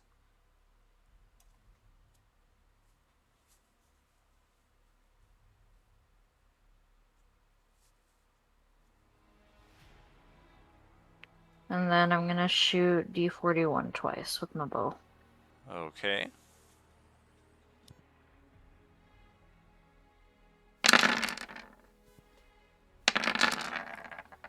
Well, if you force point that first one, that's definitely a hit. Let's do it. All right, we are still standing. Okay, I'll end my turn right there.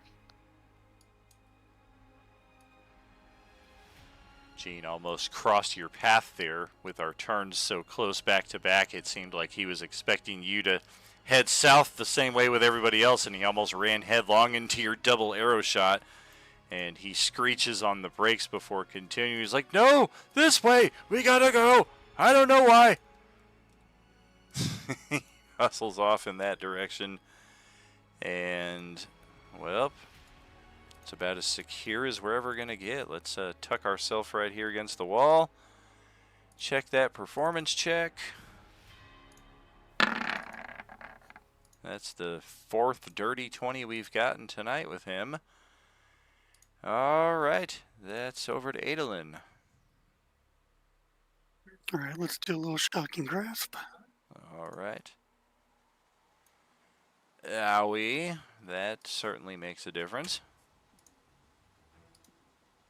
I'm going to slide down here, and bonus action, I am going to share my orange concentrate with Dewdrop, and then I Okay. will move back up. So you are resistant to all the Class Bs for 1 round. Yes, thank you. Our Void Claw friend will step out way up here. Nobody wants to play with me. Yeah. I'll show you, copper. Who's gonna get it? Fury is invisible. Our sense tends to work better at close range, like we might smell you out there.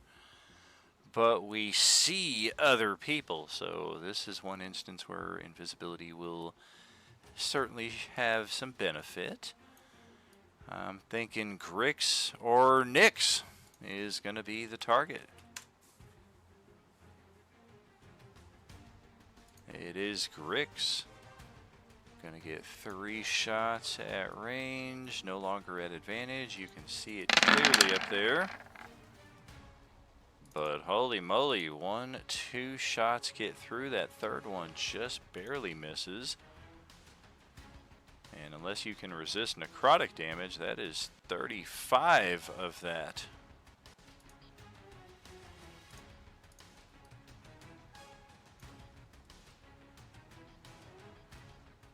While Grix starts tending to that. Grix is wearing my old cloak, so wouldn't they have disadvantage now? Oh, why didn't No, they get advantage because I recklessly attacked, so they cancel out. Oh, that's Well, true for this round. I didn't remember you doing reckless. Sorry about that. Yeah, he did, but I also forgot. I don't know why his token didn't carry over that icon that I've come to rely on for Cloak of Displacement. That's like a giveaway for me right there that I have disadvantage. Otherwise, yeah, that's constantly the, yay, I hit. No, you didn't. But damn it, grr! Okay, so C7 will activate. We've got 4 targets close by.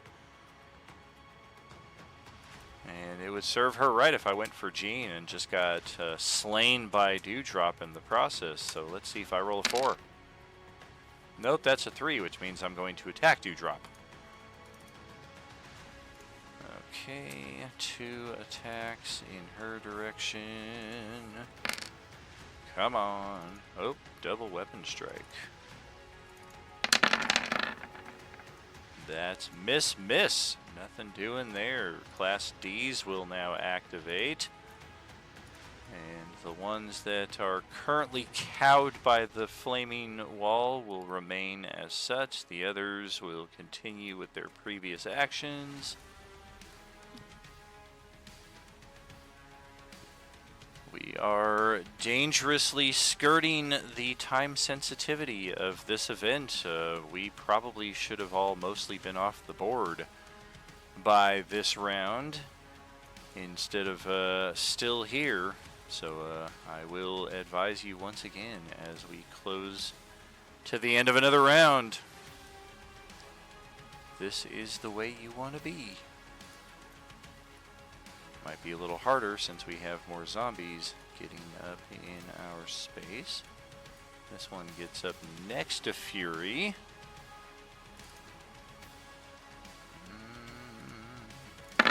Starts sniffing the air around you there. Kind of chomps at the air before moving on to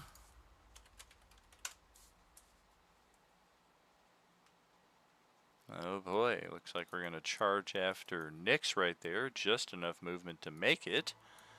We do provoke Fury's AOO if he wants to take it. Of course, that will get rid of the invisibility. If not, we will try an attack on Nyx. That attack is going to be a pummel attack. That is a 24 to hit. That's 8 points of damage. D49, we see opportunity for a lizard sandwich here. And we're going to get ourselves a piece of that. There are actually 4 of them nearby who are going to be trying to make mincemeat out of our lizard here. Thankfully, none of them are trying to bite him. That's weapon, scratch, weapon, weapon.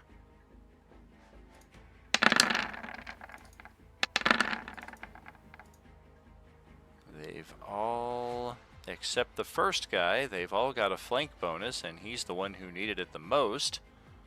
Because otherwise that is miss with the flank, and finally somebody hits with the flank for a whole 5 points of damage that Grix gets to reduce down to 2.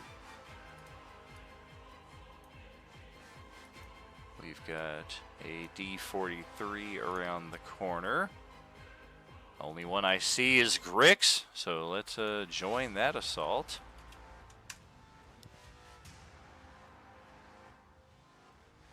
Take 2. Scratchy scratch. 22 to hit Grix. After your resistance, it's another 2 points of damage. And I think that is it for the dumbass class. Grix's turn is up. Oh, this just went from sort of easy to very complicated. Yeah, a little bit. Alright, well, let's see if we can finish this one off to start with, the one to my north. Yeah. 15, gotta check that saving throw. DC is 20. And we got a 12. Alright, 1 down, 4 to go.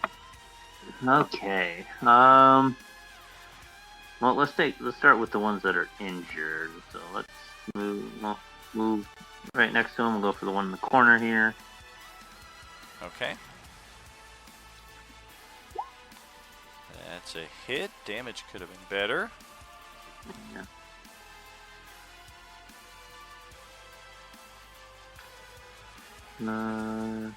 Alright, we'll use the third one on that guy.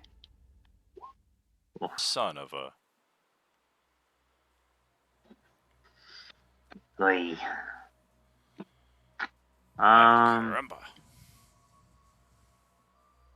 Do I want to...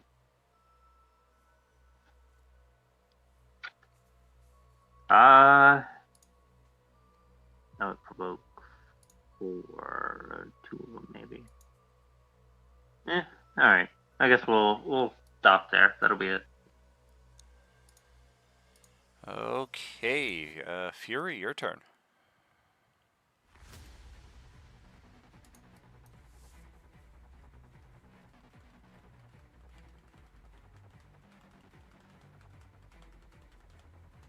6.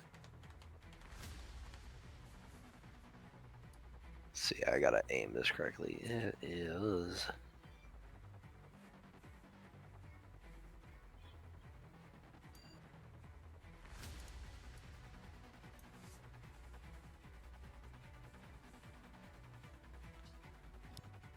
If I put the cannon right there, would that still hit those two that are low health with the 15-foot cone?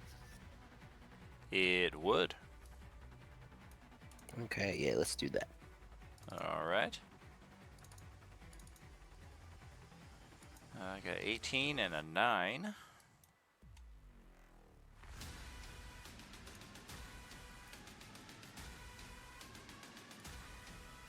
So.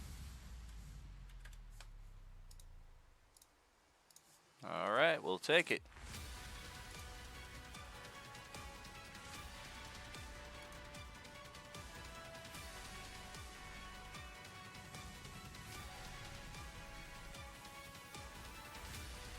And that should be all for me. All right, another round to drop at the top.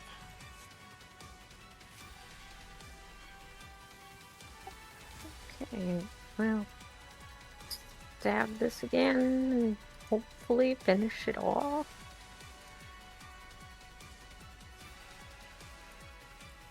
Class C as a 15 armor class. Then I will use my force point. Beautiful. 24, 32 damage. We had 30 HP remaining, and we cannot make that save. Nor would we get a chance against it.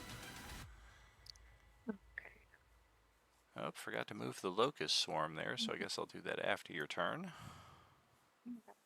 Step over here into absolute utter darkness? Question mark.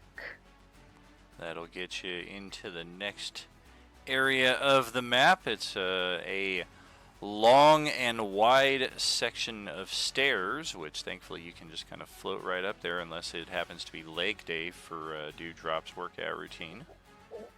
It is not. All right. I don't know if you believe it, but just her leg game is already so strong. Like, it would just be overkill at this point. Sure, sure. Okay, I think the swarm will just go after Adolin. It's the closest target, and our mobility is somewhat limited, so we're going to have to buzz down to the ground level here, and I don't suppose we have another natural 20 in store. No, a 6 and a 6. Okay. So yeah, it's just a slight annoyance here to Adolin as Buddy's turn.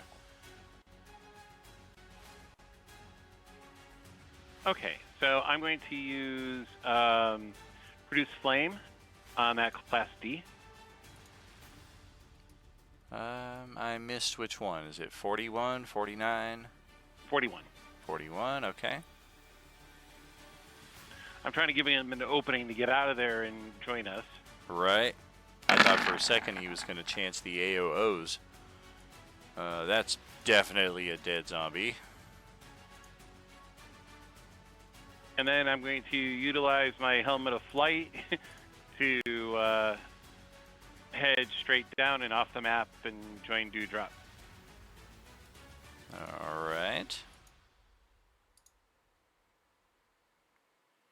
I haven't tried this in a long time. I don't know if they made it so that this works, but let's try it.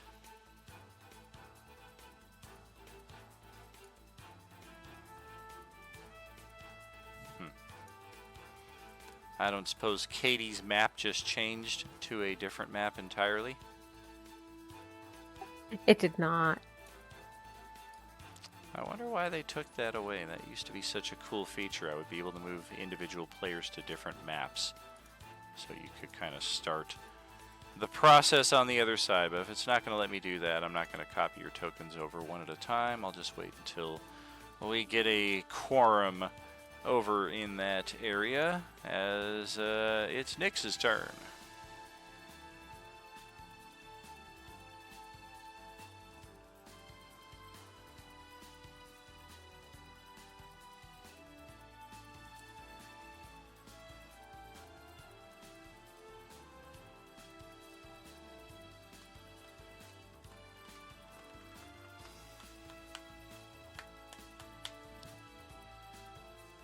I'm thinking. Give me 1 second.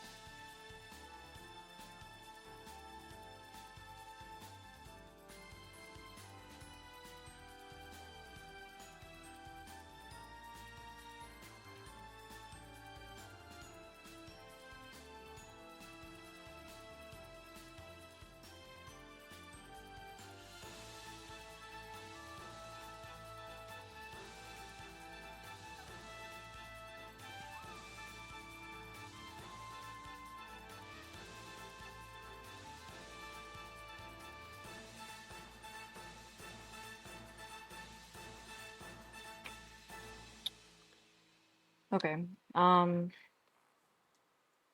gonna sneak attack D33. Do you have... Are you a swashbuckler assassin? Otherwise, you need advantage to have sneak attack apply. Sorry, okay, never mind, never mind. I'm just gonna hit it with my sword. Okay. Or my spear, whatever. Spear. No, my short sword. I chose my short sword, sorry.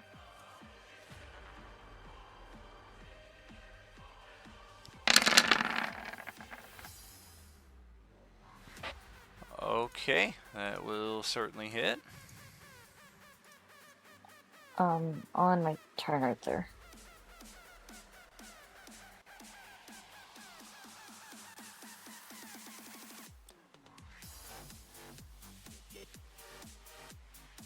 With a free disengage and all of your movement still at hand, I will remind that we need to be in this area and off the map as soon as possible. The urgency cannot be overstated. Okay, I'll disengage and move down.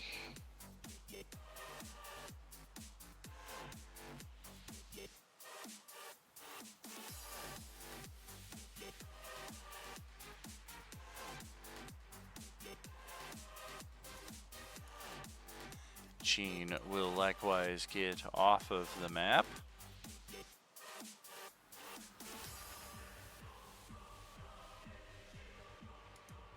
Adolin, what you thinking?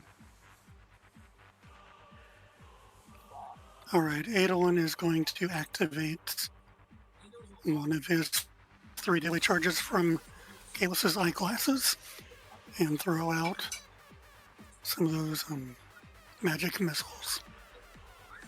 Alrighty. And I would do 1 at the swarm beside me, 2 at D49, and I'm going to change the damage type to Radiant. Okay.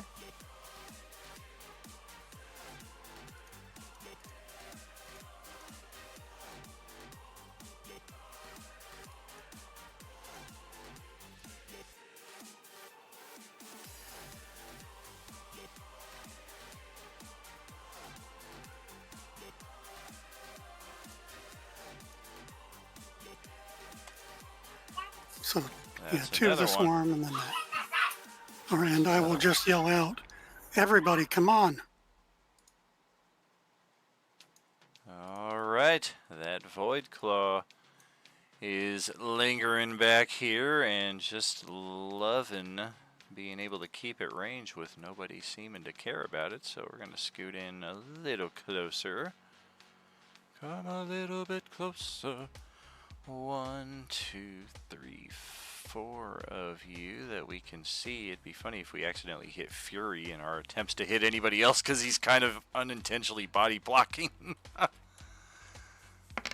As it is, of course, we're going to try to hit Grix because he's the closest, and there's now a perfect line of effect to him now that that northern flank has been slain.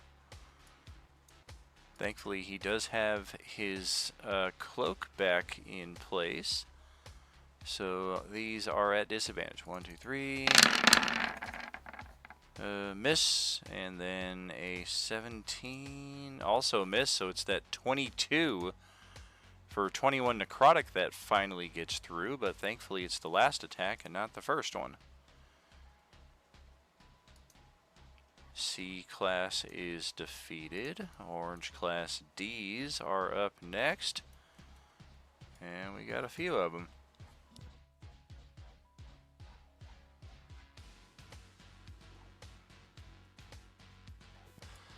this one can still clearly see Nyx, and well within our movement right there. We kind of bump up against something invisible right there, so we are shunted around to this side.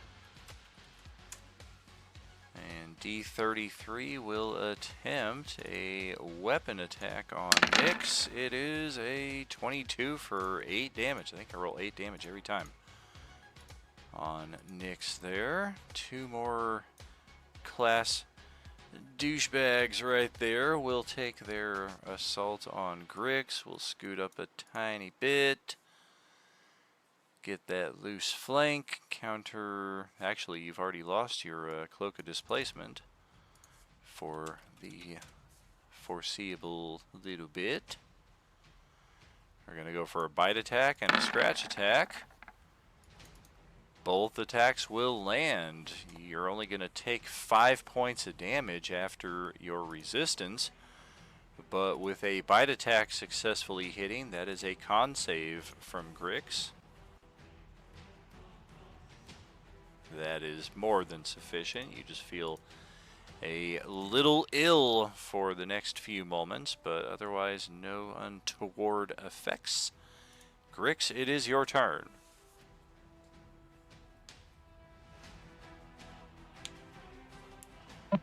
Okay.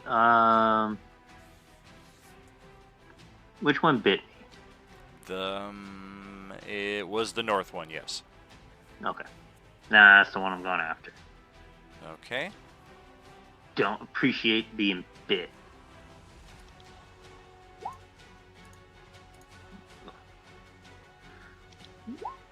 Oh. Well, that's handy. That's hit, and then because of the crit, that will actually finish that one off.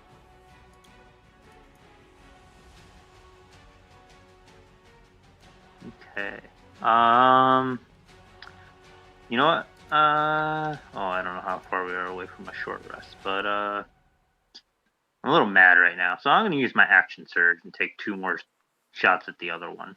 Okay. Oh.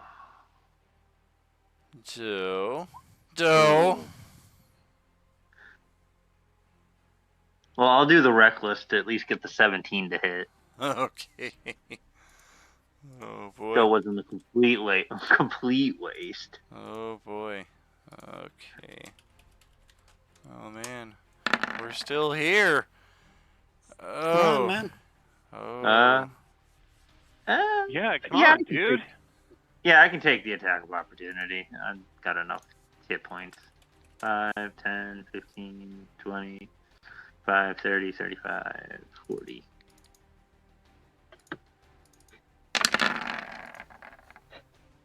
That's an 18 to hit. Well, no, your cloak resets on your turn, so that's actually a natural 1. Yes, right. Missed attack entirely.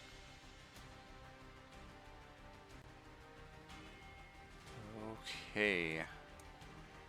Fury, your turn.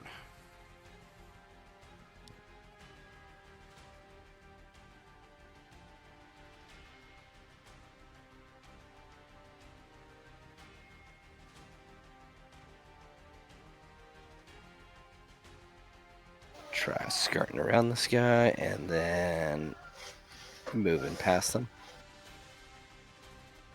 Okay.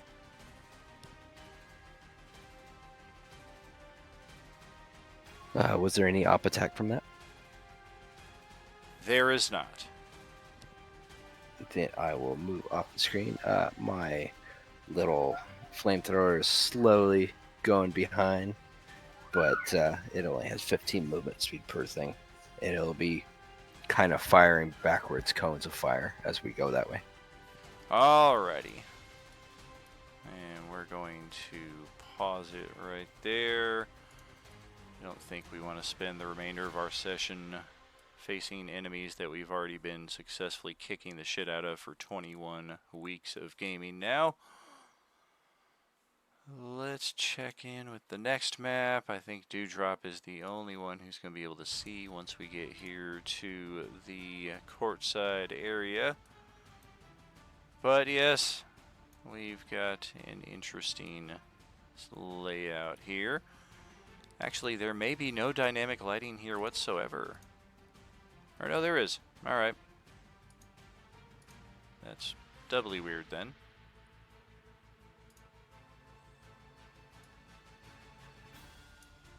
Alright. Slowly but surely getting your tokens in play. You'll all be appearing over in this section.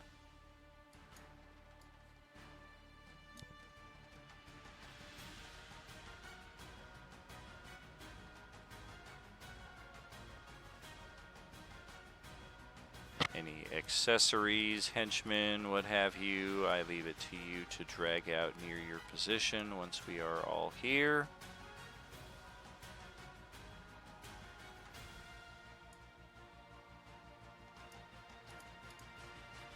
I think that sets us up appropriately. And we've seen pretty much everything on this map before. These are those Darakul undead that hounded our Kryn Coalescence survivors so thoroughly a few weeks ago. We spent a couple sessions facing off against them at the flooded toll bridge.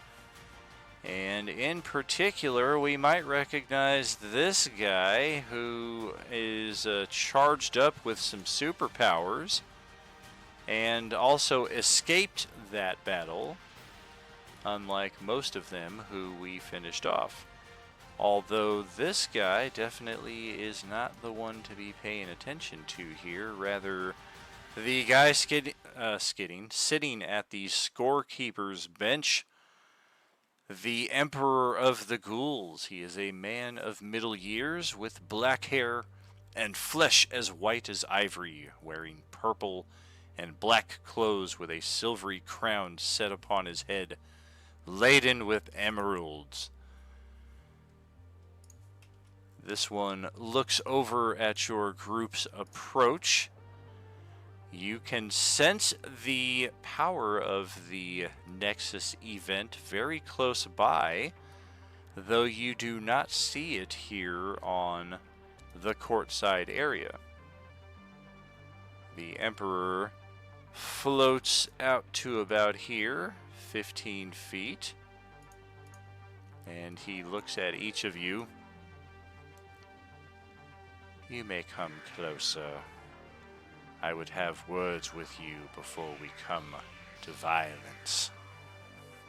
I shoot him with an arrow while he's talking. You son of a bitch! Stop killing me and let me finish my speech.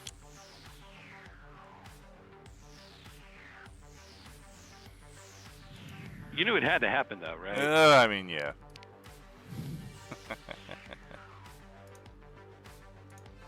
Your call how you want to proceed. There are a number of these things that we have faced off before. We know in particular that this thing, this tiny little like 2-foot tall ghoul, is just a mountain of hit points and deals a great number of damage. And of course there's a second one of them on the board. The iron ghouls likewise were pretty resilient and tough. The spies, the general Darakul, you guys were able to handle fairly well. But the superpower Kardathi infused captain of the Darakul was definitely the most heinous foe by far. Not to count this supposed emperor of the Darakuls. Need I repeat myself? Come closer. Well, okay.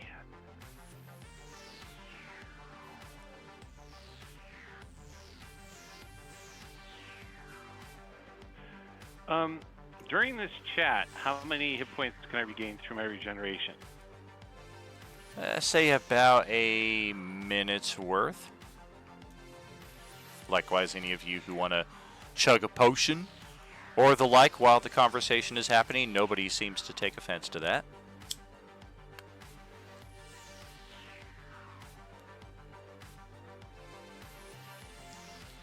Shall I presume you are here with similar purpose as I? You sense the energies, the instability to the weave present all around us, threatening to reach critical mass.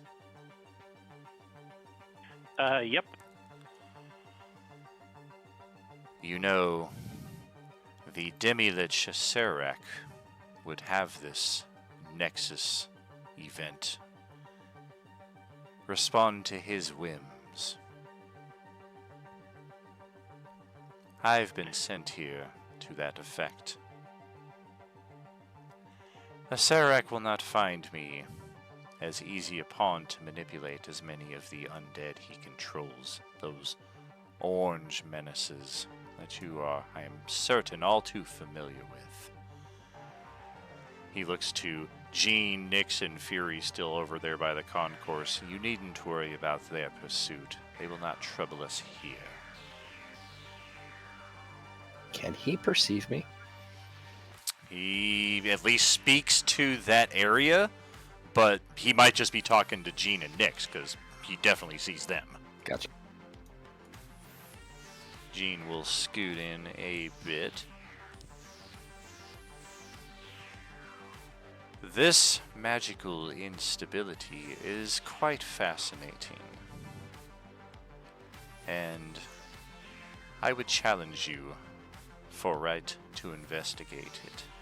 You have arrived here similarly to mine. As such, it is only natural that we contest for it. But it should be clear ahead of time what the stakes are, what the prize is to be gained. And this would be the point of the revelation. Now that we are close enough to the Nexus event, let me go over here to what I have already pre-typed to the first player to be given this information.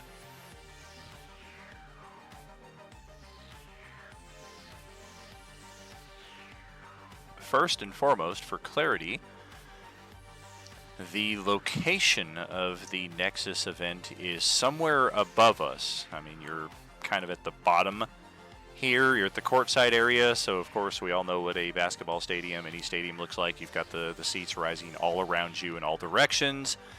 It's up here to the north side of the map. Probably past Iron Ghoul 3, maybe the northeastern passage over here. It looks like, from what you can see of these steps rising into the gloom, it looks like they might just all go to the same area anyway. But it's up in that area, high up into the stands, is where the Nexus event is present, out of game, conveniently located in the VIP box. I just thought that was a cool place to put it. But as we are close enough to this Nexus event, we can all sense its amazingly devastating potential. You can also each feel the presence of the Time Mistress nearby in the same direction as the Nexus event. The Darakul, of course, are also keenly aware of this event and are obviously poised to take advantage of it, although maybe not with the same degree of intensity as yesterday's vampires working for Strahd. This Emperor seems to have at least the desire to hold a dialogue before engaging in our end game. We all can sense that this Nexus will reach its maximum critical mass within the next few minutes, and when it does, it is going to wash this region clean with raw magical energy. Everything will be annihilated, akin to a nuclear explosion. This event can be quelled by the willing entry into the Nexus by a powerful sentient life force that has gained sufficient stability and experience in this continuum. Each of you can strongly believe and are almost instantly convinced just by the closeness of this Nexus event, even though you can't see it. You are convinced that this Nexus will shred apart anything living of any level of power. Even some of your counters provided by a deck of many things would be powerless against the forces of this Nexus. You are not sure how or why, but each of you can sense that whomever sacrifices themselves to this Nexus event, whoever becomes one with this Nexus event, whoever harnesses this Nexus event, it might just be all three in one. It's a complete unknown. But you will not only restabilize the realm, but you will also be able to, as your final act, influence the future of the realm. At this point, it is known to us that Acererak has designs for this Nexus event and has apparently entrusted the Emperor of the Ghouls to this effect. The Emperor, a very powerful being in his own right, has essentially thrown a middle finger to Acererak from afar, which is just all too fucking fitting for Acererak's history in this campaign, if you know even half of it. And the Emperor is going to try to take possession of this Nexus event for himself, but for whatever reason, the Emperor has a sense of honor, and he wants to directly challenge you for right of this Nexus. He's already got his forces arrayed here. They could have all easily had readied actions and just shredded your group, maybe not to death upon your entry, but you've fought some of these things before and know how deadly they can be. So any doubts or insight checks your group might want to make should probably be tempered by that knowledge. If they are laying a trap for you, it's definitely something more deceitful than just luring you here to your deaths. Otherwise, this does appear to be on the up and up. We want to challenge you for right to this Nexus, and each of you can sense that this Nexus, unchecked, is going to essentially end everything that you know, everything and everyone. But if your group has control of the Nexus, you will be able to restabilize, quell this magical energy, and possibly use whatever life force you transfer into this magical essence to directly influence the future of this campaign in a big, big way. This is a major sacrifice, a major decision that we should definitely discuss at this table, because all of our characters here do fit the bill. The only character I would argue is unable to benefit from this would be the player who's not here tonight. Thunderfoot only joined us a couple of sessions ago. I try to be as specific as possible in what will suffice to quell this magical energy, and I feel like the sufficient stability in this continuum is about the simplest way of putting it. It's not going to be somebody who had their character die 2 sessions ago, brought in a new guy, and it was like, well, I haven't really gotten attached to this character, so we'll sacrifice them because nobody gives a crap. It's not going to be an NPC because they're not powerful enough. Gene cannot be the one that's stepping up and fulfilling this role for the rest of the group. I know that's where I would venture 6 out of 6 of our tables are going to immediately look towards our NPC cast for this. And well, I'm already correct 1 for 1. I'm not going to assume for you guys, but I wouldn't blame you if that was a process of thought that we started to go down. It's got to be one of the 6 of you who are here tonight.